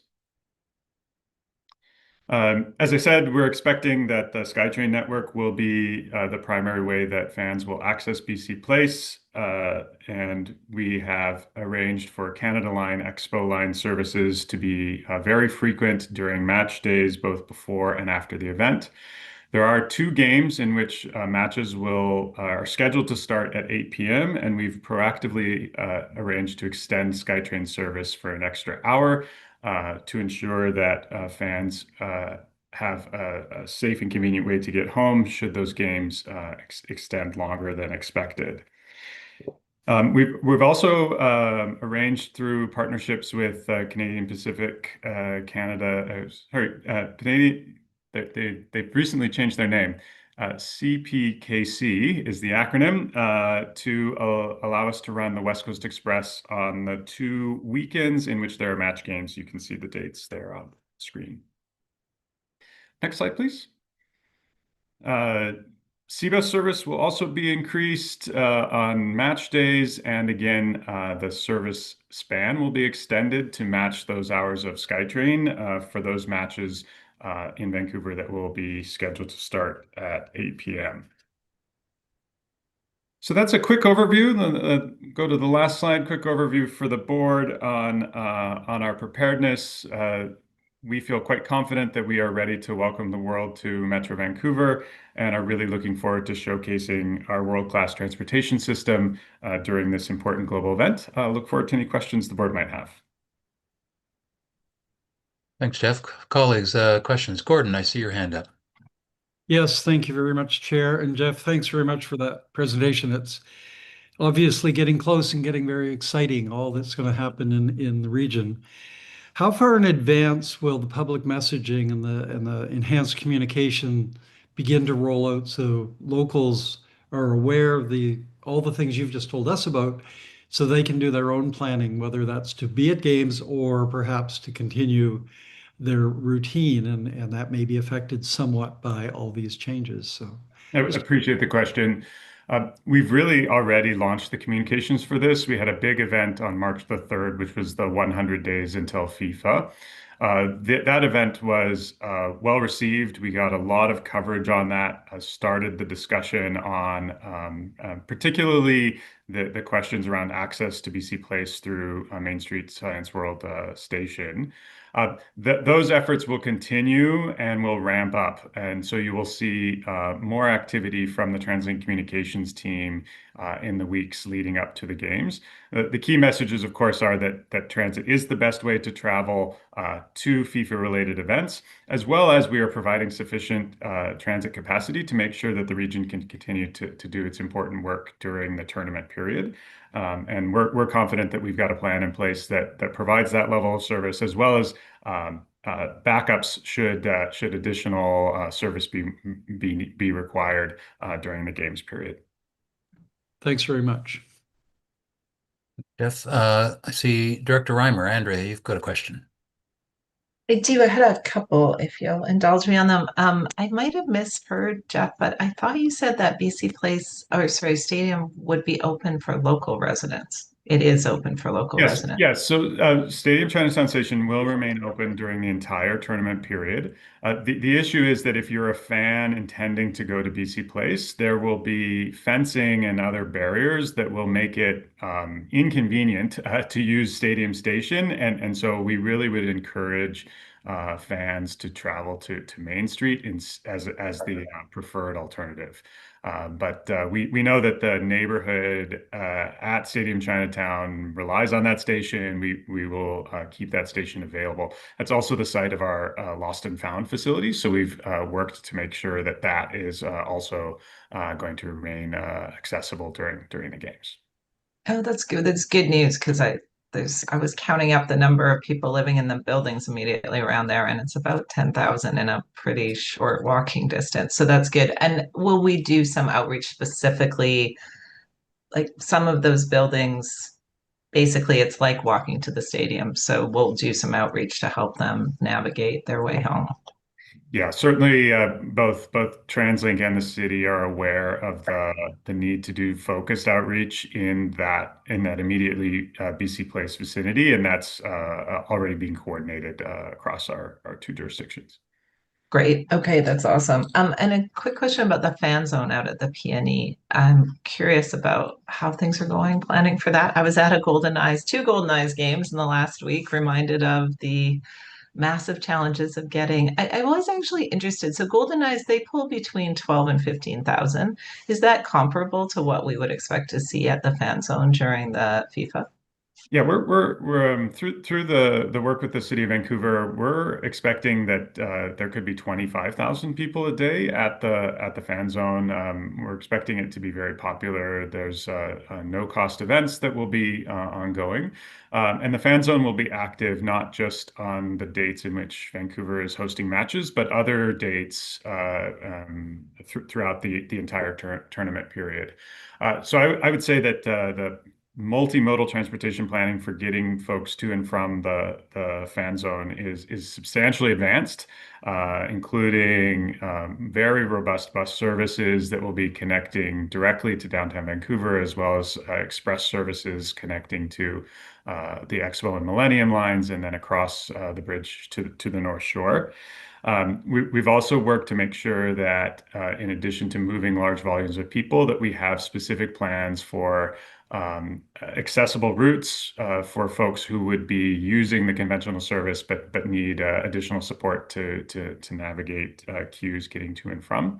This will also be the focus of where some of our standby buses are available. So if we're seeing surges in demand to and from popular concerts or other events at the fan zone, CNBC will have additional services standing by. TransLink is also recruiting volunteers and encouraging some staff volunteers who will help with managing what's expected to be crowds at the PNE. Okay, that's really helpful. I guess same comment that I had on the impact to people living around the stadium. A lot of people take those buses who are never going to be involved in FIFA and they're just trying to get home or to school. So if I don't know if you'll have an answer today, but I think making sure they understand when big events are and how those coincide with rush hours or other parts of the day would be helpful for that neighborhood. Yeah, certainly, and we'll certainly consider that as part of the communications efforts. To your point, making sure that folks know about the status of the transportation system and that we're providing accurately timely information. That's really front and center for us. Cool. Thank you. Thanks, Andrea. Anyone else? If not, I'll just conclude by saying every time I see that picture with the soccer ball in the front of the bus, I wonder if I scratched at it, I wouldn't find one of the red noses that I see at Christmas time. All right. So thanks very much for that report, Jeff. And then we'll turn now to a presentation on year-end transportation trends. And we're joined by Andrew McCurran, our Director of Strategic Planning and Policy, to provide that presentation. Andrew, over to you. Great. Thank you so much, Chair. Can you hear me okay? I can. Okay, great. Thank you. So today I'm going to give a quick update on 2025 transportation trends and diving in a little bit to what's driving them, really to help us understand how people are using the system, how we're progressing towards our long-term goals. We do bring this report to the board every year, and what I'm sharing here today reflects the latest data for the 2025 year. So it's all sort of annual 2025 data. So with that context in mind, let's start with the next slide, talking about the biggest driver of travel behavior, which is population change. So after years of unprecedented population growth between 2022 and 2024, you can see the size of the bars in the graph there.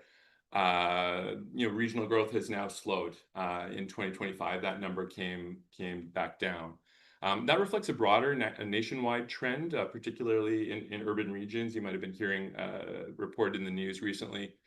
And of course, this has had an influence on travel patterns and transit demand in 2025. So next slide, please. So in summary, driving saw a small increase, although slightly less of an increase than we've seen in recent years. Walking and cycling continued to see notable growth, and transit ridership saw a small decline, which is the first dip we've recorded following years of strong post-pandemic recovery. So let's take a bit of a closer look at this with the next slide. So as I noted, transit ridership in 2025 largely stabilized after several years of quite strong post-pandemic growth. And overall ridership was slightly lower than 2024, with trends in the first half of the year looking pretty similar to the year before. It was really in Q4 of 2025 that we began to see that modest decline. And the primary driver appears to be a decline in the number of young adults, specifically fewer younger newcomers arriving in the region. And because this 19 to 34-year-old group tends to use transit at relatively higher rates, the effect of that shift on ridership is more noticeable. That said, this is a variable that definitely could change, and a shift in policies outside of TransLink's control, outside of the regional control here, could see those numbers rise again. So in addition to fewer newcomers, other broader demographic and economic factors are also likely playing a contributing role in this shift we're seeing in age composition in the region.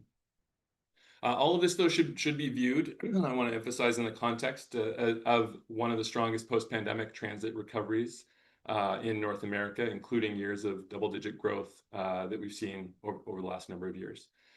So these trends weren't consistent across the transit system. There were some clear differences between modes, and Sandy's already previewed some of this for you in his presentation. But next slide, we'll dive into some of the transit mode specific trends. So we've seen some small declines in bus and Expo Millennium Line ridership, but C-Bus, West Coast Express, Canada Line, and Handy Dart all saw increases in ridership, likely tied to people returning to workplaces more, as well as Sandy mentioned, increases in air travel. Last year was a record year for YVR. So the system-wide trends also showed up differently in different parts of the region. Next slide, please. Over the past 5+ years or so, as we've been sharing with you, I think at board meetings over the last few years, some parts of the region have seen really quite dramatic growth in transit ridership, particularly south of the Fraser River. For example, ridership in Surrey and the Langleys is still today about 20% above 2019 levels, which is a rate of ridership growth I don't think that TransLink has seen before in its history. So, with that context, it's worth noting that slower population growth coupled with the service improvements we've been rolling out from 2025, the 2025 investment plan, has eased overcrowding in some of our busiest areas. For example, overcrowding dropped from 11% to 6% on the bus system in south of Fraser East. We also monitor other transportation modes. So next slide. As you can see in the graph on the left there, the traffic trends index, the vehicle volumes grew a little slower than they did over the last 2 years, but still seeing some growth. And that growth was, we especially noted on the weekend, concentrated on weekend and off-peak periods. We suspect because that's where there was the least congestion, so there's sort of more room on the roads for people to make trips during those times. Active modes kept climbing. You can see in the graph on the right, 3% more cycling and 4% more walking, which is notable. I do want to note, though, that active travel trends are quite weather sensitive, and our walking and cycling monitoring program is still young and expanding to new locations. So we'll need to watch these trends over a couple of years, really to get a more robust picture of the dynamic. But that is certainly a notable one to watch. Okay, next slide. So after this temporary slowing in regional population growth, we do expect growth to rebound over the next few years. You can see in that slide in the first, the graph in the first slide that 2028 and beyond population forecast resumes with sort of more of the past trend, which is, as that growth rebounds, why continued investment in transit remains so important. Showing on this slide, each week, nearly 1/3 of Metro Vancouver residents, there's about 900,000 people, rely on transit to get where they need to go. In 2025 alone, the system carried more than 237 million transit trips. So together, these numbers really underscore that transit remains a backbone of our region's transportation system, connecting people to work, school, shopping, countless daily destinations. So thank you, Chair. That concludes my update, and I'm happy to take any questions. Yeah, I already see Mayor Little with his hand up, so it goes directly to him. Thank you, Chair. Thanks, Andrew, for the presentation. One of your earliest slides, can you show the slide from really early on about the population growth prediction? That was slide, the first slide, probably. I think so.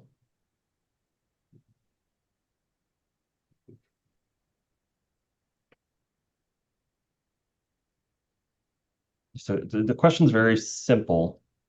Why are we predicting a rebound in the population? I understand we're basing a lot of our decisions on an assumption of a rebound in the population growth, but why are we predicting a rebound in the population growth coming forward? Yeah, it's a good question.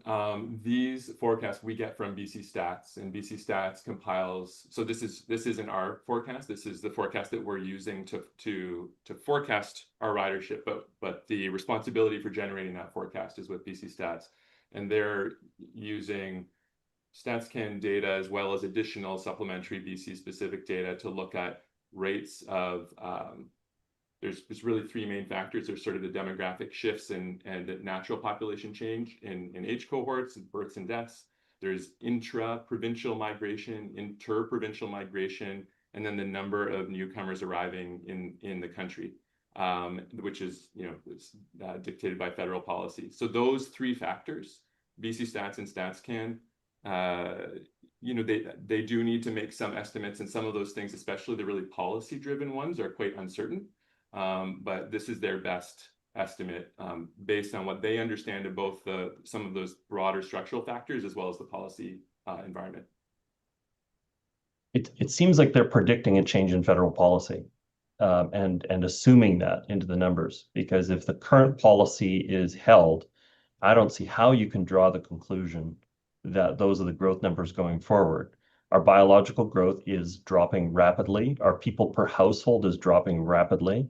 We have, even though we've produced more units than we have in the last 50 years, the population, we're just amassing more empty completed units rather than actually drawing more people to British Columbia.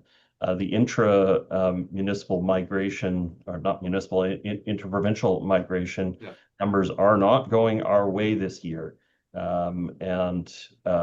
So I see these projections, and I think they're assuming some significant changes in policies from the current.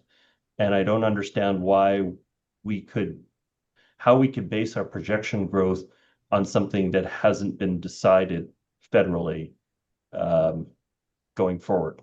It just seems like a big risk. Yeah, it's an excellent point, Mayor Little, and I think you're correct in that StatsCan and BC Stats are forecasting or assuming, based on sort of stated federal policy intent, what those numbers might look like in future years in 2028 and beyond.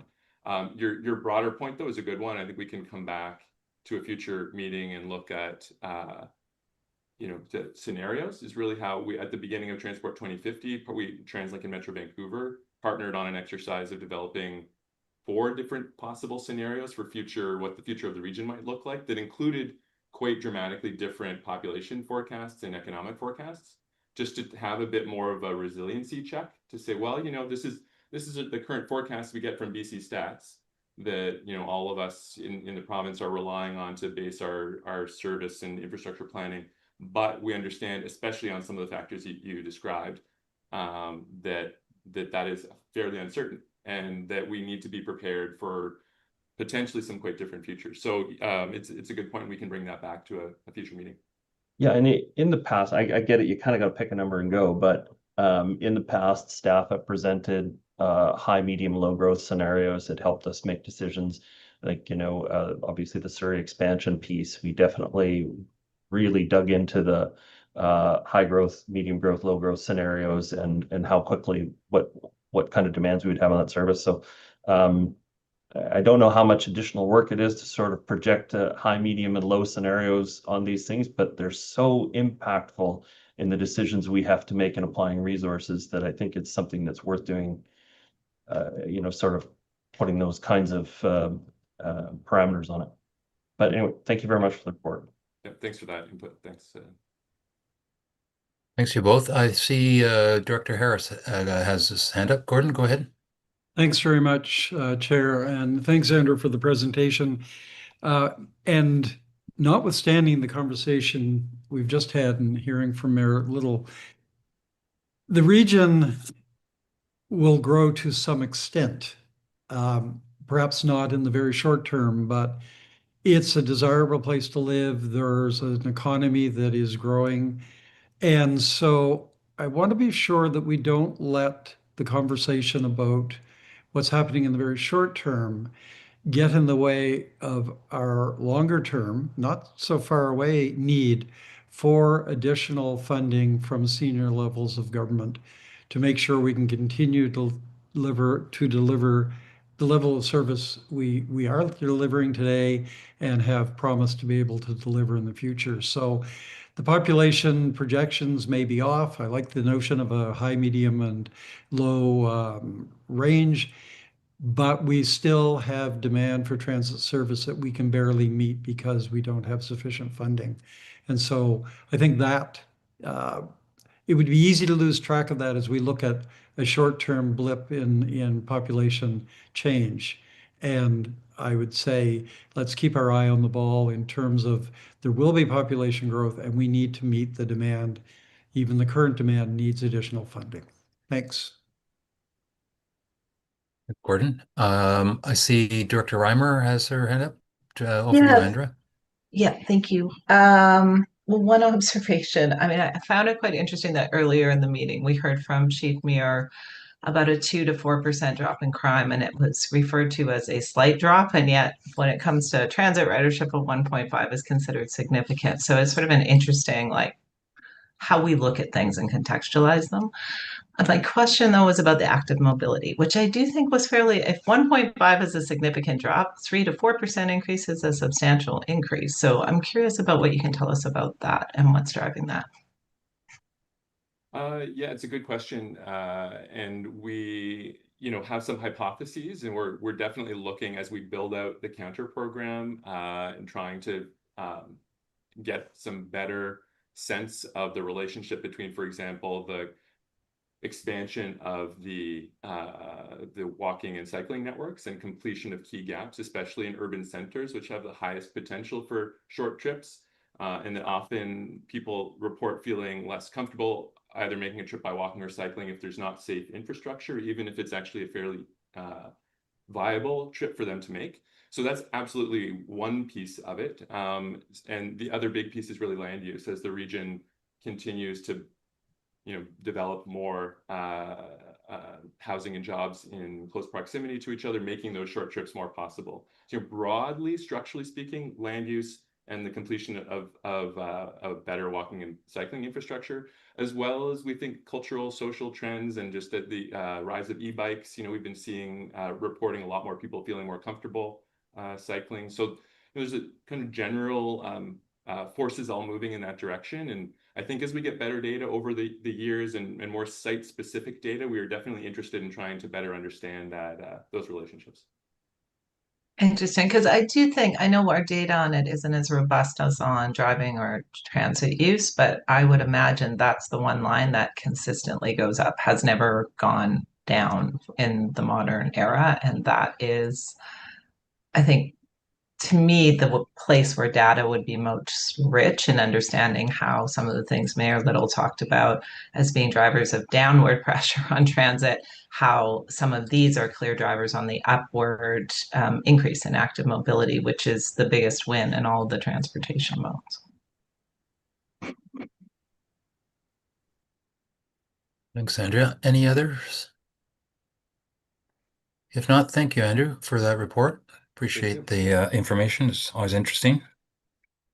That turns us to our annual financial reports. We have a report to receive, which is the financial and performance report, and we also have to consider whether to approve the 2025 statutory annual report. So I'll turn it over to our CFO, Patrice Impey, to lead us through these items. Morning. Can you hear me all right? I can, thanks. Excellent. Well, I'm happy to be here to provide an update on the 2025 financial year. In the year-end financial and performance report that you have, we outline the key accomplishments for 2025, along with our financial results and our performance trends. So we'll share a few highlights of that report, touching on major achievements, revenues, expenses, and our capital program. Of particular note, in 2025, TransLink worked very closely, as you know, with the Province and Mayor's Council to secure a new investment plan that helped to close our structural deficit by almost half, ensuring TransLink has the financial capacity through 2027 to continue to deliver consistent service levels and to support much needed expansion. In 2025, as I said, the investment plan made possible the largest bus service expansion since 2018, relieving overcrowding and introducing new routes to address growth and bring service to key industrial areas. In 2025, we also continued to focus on preparing their system for rail expansion, completing the building construction for the new operations and control center ahead of the opening of the Broadway Sudbury project. OMC4 team completed the major work and permits required to proceed to construction. And as was mentioned earlier, we brought in the first 5 Mark V SkyTrains into service, increasing our capacity on that system. We also advanced design and engagement on 3 new bus rapid transit routes, which will bring faster, more frequent, and more reliable rapid transit options to the region. This includes reaching 25% concept design for the Langley-Haney Place and the King George Boulevard BRT projects, and completing community engagement for the R2 extension. And through the funding made available in the 2025 investment plan, we've maintained all our financial metrics within policy limits for 2025 through to 2027. Next slide, please. On revenues, the investment plan also identified new revenues to fund operations through 2027. Now, some of these revenues were recognized in 2025 in addition to our original budget. We had approved the original budget prior to the investment plan. So those differences are noted in the light blue, the additional revenues through the investment plan. So just to note that while these show as a positive variance to the original budget, they're fully committed to the investments and operations for the next few years as outlined in the 2025 investment plan. Regarding transit revenue, as Andrew mentioned just previously, ridership softened in 2025, particularly from August onward, as we saw the lower population growth. However, our transit revenue did remain in line with budget, and that's thanks to higher commercial and advertising revenues. Property tax in 2025 was in line with the original budget, as well as the increased taxes that were approved in the 2025 investment plan. Higher than budgeted government transfer revenue, that was primarily due to more activity in our government-funded capital projects. We also recognized a portion of the provincial contribution approved in the investment plan. Higher than budgeted fuel tax revenue was driven by greater than anticipated fuel volumes due to removal of the carbon tax, fewer people crossing the border to fill up, and slower zero-emission vehicle adoption. And then finally, investment income had a positive variance this year to budget, and that was due to the higher cash balances that we had and the higher than planned investment returns on the Golden Ears Bridge Fund. Next slide. Right, turning to operating expenses. Overall, across the enterprise, operating expenses were favorable to the 2025 budget. It's primarily due to some reduced administrative expenses, lower software licensing fees, lower salaries, wages, and benefits, which were driven by some vacancies and different workforce mix, as well as lower prices for fuel and power than budgeted in 2025. You'll see on the rail business, there was also a favorable variance was also attributed to lower operational readiness costs for rail expansion. The staffing needs and the timing of the feasibility studies were adjusted to the schedule changes, so fewer expenses in 2025. In roads and bridges, expenses were higher compared to the 2025 budget, and that's because of the municipal projects that are funded by TransLink. They advanced ahead of schedule, so that meant that communities were seeing those benefits sooner. Next slide, please. We'll turn to capital. We continue to invest in our capital projects. Investments totaled $985 million in 2025. You can see major construction made up over half of the capital spending, and that was largely for rail expansion. So that includes the OMC4 vehicle storage and maintenance facility, the new Mark V trains, and construction of the SkyTrain Operation Control Center. Facilities projects are 25% of the capital investments in 2025, including the Marpole Transit Center and some major improvements to the Port Coquitlam and Burnaby Transit Centers. And then 13% of our capital investments in 2025 were for the replacement of our aging bus fleet to ensure we can continue to provide the high quality, reliable services to our customers. Next slide, please. So in summary, 2025 was a solid financial year for the organization. Through the investment plan, TransLink secured financial stability through 2027 and launched the largest service expansion since 2018. We also continue to prepare our facilities and operations for major rail expansion with the upcoming Broadway Subway project and the Surrey Langley Subway. And we did this while continuing to focus on disciplined financial management, including ongoing implementation of the cost savings and efficiencies from the 2024 investment review and the management action plan. So looking ahead, our focus remains on sustaining safe and reliable transit service while managing cost pressures and advancing the major projects already underway. And we'll continue to work with the Mayor's Council and the senior government to secure sustainable long-term funding to protect our service levels beyond 2027.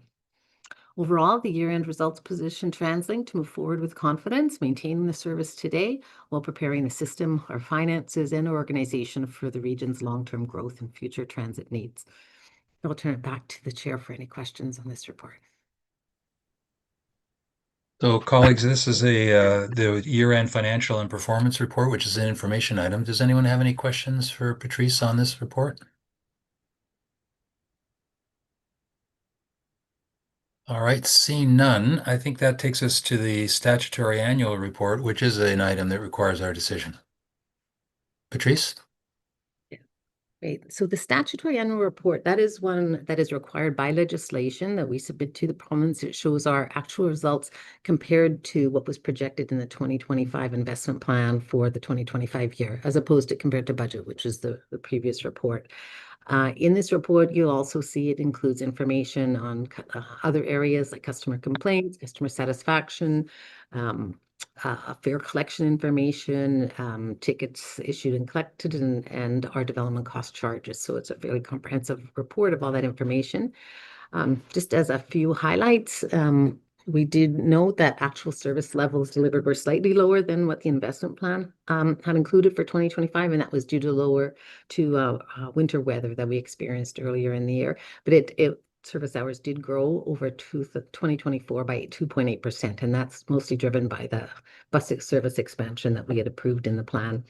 Customer satisfaction improved slightly, and complaints per boarding declined, and access transit trips, which is the both Handy Dart and taxi services, increased by 14.8% compared to 2024. So those are just a few highlights from that report, but otherwise, similar comments on the revenues expenses as the previous report. So any questions on this?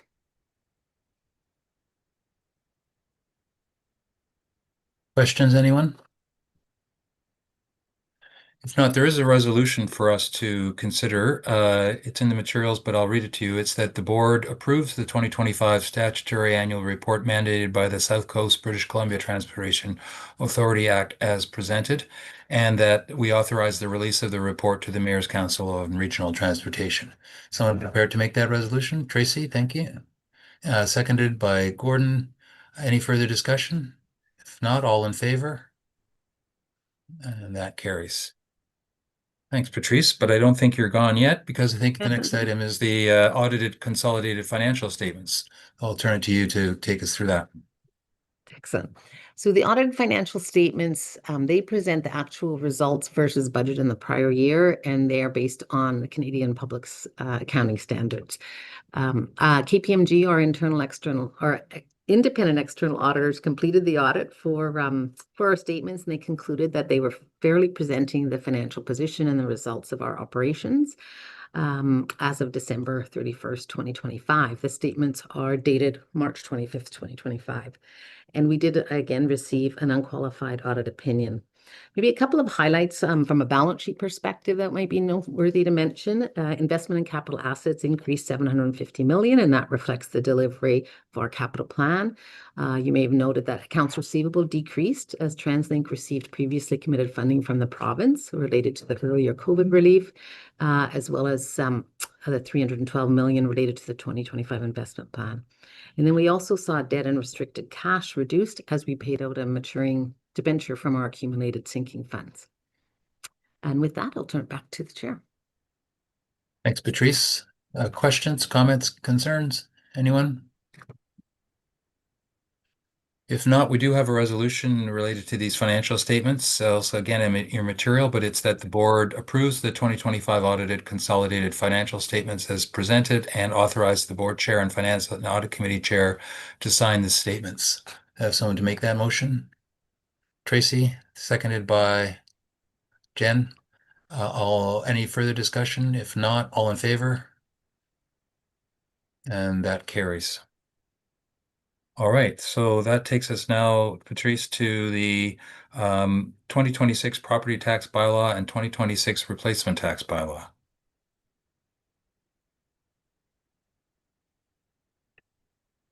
So these two bylaws, we request the board to approve those bylaws in order to implement the tax increases for 2026 and the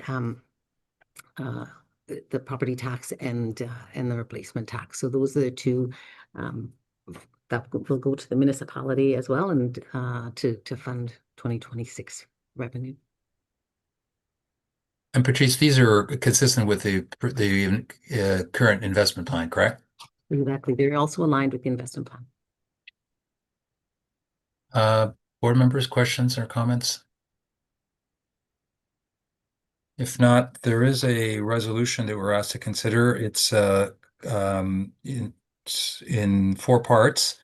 With respect to the property tax bylaw, it's that we read first, second, and third time the property tax bylaw number 163-2026 as presented, and that we finally adopt the 2020 bylaw number 163-2026 property tax bylaw. So perhaps I'll deal with these separately, both the property tax bylaw and the replacement tax bylaw. So first, the property tax bylaw. Is there someone prepared to make that resolution or propose that resolution? Tracy again, thank you. Seconded by Jen. Any discussion? If not, all in favor? Any opposed?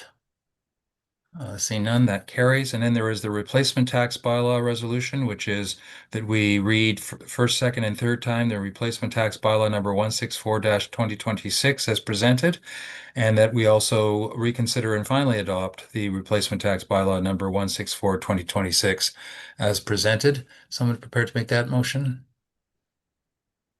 Harpinder, thank you. Seconded by Gordon. Any further? That was Gordon Harris, because I saw both Gordons put up their hand. Any further discussion? If not, all in favor? Any opposed? Seeing none, that also carries. Thanks, Patrice, for that item. That then takes us to the transit tariff amendment, which would be effective July 1st, 2026. Patrice, any commentary on that? Yes, I do have a couple of slides on this one, and this is the final report we'll walk through today for finance. It is the transit tariff amendment, and that adjusts the transit fares for 2026. Next slide. And just a little background to the fare increase. I think we all know inflation has impacted everyone in the region, TransLink included. And as you probably recall, fares were frozen in 2020 and kept low at 2.3% between 2021 and 2024 to keep them affordable. And that was outlined in the province's Safe Restart program. So in accordance with the 2025 investment plan, fares were increased 4% in 2025. That still did not fully recover the cumulative inflation from the previous years. And if you go to the next slide, it just sort of outlines that comparison. So it shows how the fares for the last 7 years, how they compared to inflation, and that's the BC CPI, the blue line, and the orange line being the cumulative fare increases at TransLink. And as you can see, during the pandemic, fare increases were cancelled, and from 2020 to 2024, the increases were capped, and we fell below accumulative inflation. So what the chart sort of notes is that even with 2024's increase and this year's increase, we are still below the accumulated inflation in BC. Next slide. So that's a bit of background. The fare change itself, as approved in the investment plan, will be an increase of 5% in 2026. That's equal to about 14 cents for an average trip. The YVR airport ad fare that was introduced in 2010, and it's actually remained unchanged for the past 15 years. In 2026, the increase would be $1.50, followed by 2% annually thereafter. And that will ensure that we meet our debt obligation under the YVR funding agreement, where the revenues would contribute to paying off that debt.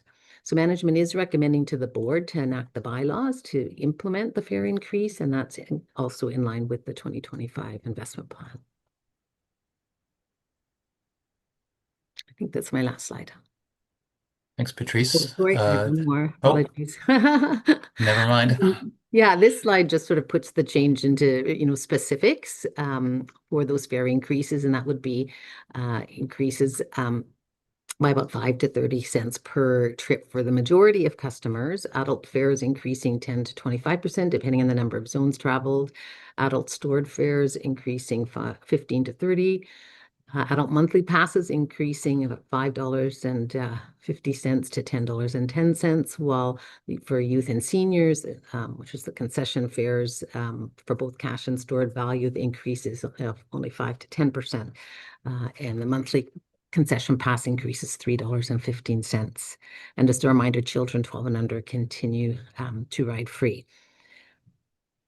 Also just wanted to point out that after this increase, TransLink does continue to have some of the lower fares across our major transit agencies in Canada. And as a comparator, TransLink's one zone cash fare of $3.50, which pays for any trip on a bus or short SkyTrain trip is lower than Montreal, Calgary, and Edmonton. Next slide. All right, I think that is it, and I'm happy to take any questions. All right, and I see Director Reimer has her hand up. So Andrea, over to you. Yeah, thank you, Chairperson. I know we discussed this at length in committee and also during the investment plan negotiations. So I appreciate the board's indulgence with this. I feel like, out of respect to the folks who came to speak today about the fares who didn't have access to those conversations, that it's worth asking these questions again of staff.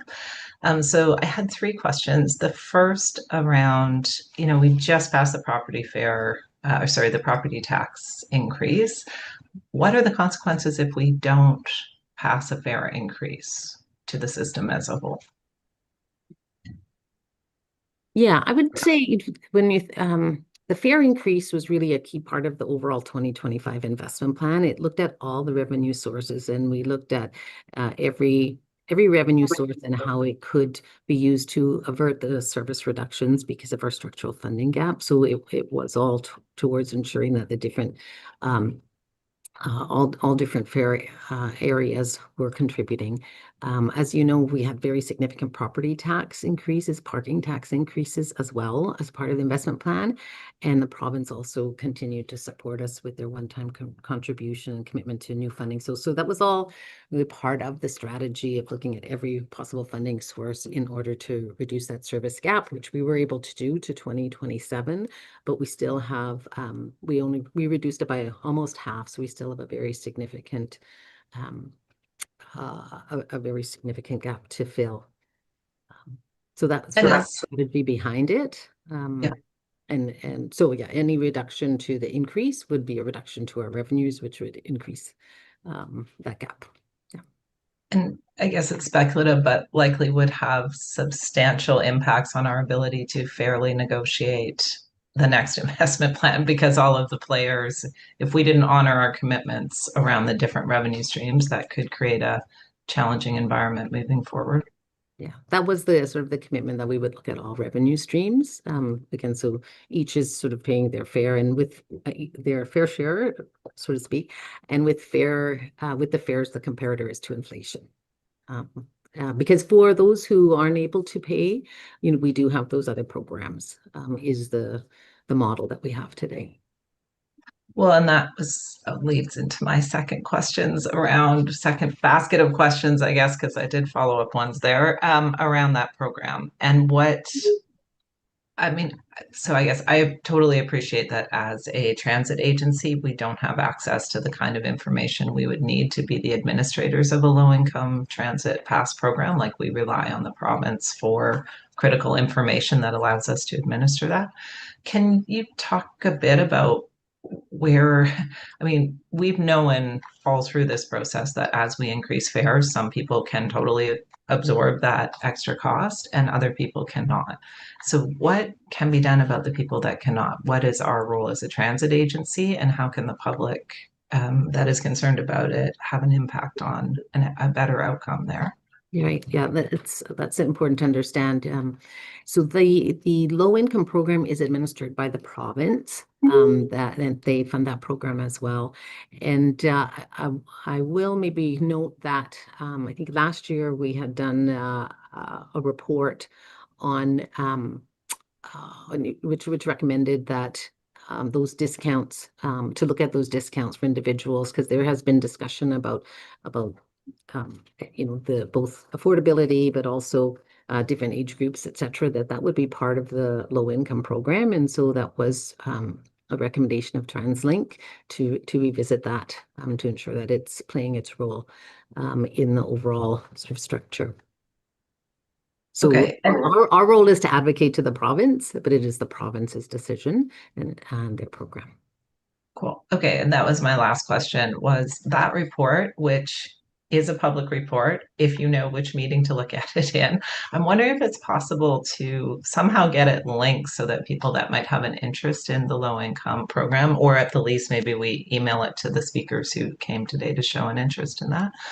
And the other report that I think would be very useful for those speakers to have, given the prevalence of concern as how this impacts seniors particularly, there was quite a robust analysis of the impact on seniors, which certainly showed that for the percentage of seniors that are low income, it is a big impact, but that actually seniors are not all or even in the majority low income. And what you actually would get is folks that are struggling as middle class families would be subsidizing people who hold considerably more wealth than they do. So I think that report would be an interesting and useful report to make available to people with an interest in this issue, so they have all the facts we have, and that also hopefully our advocacy efforts are able to be amplified.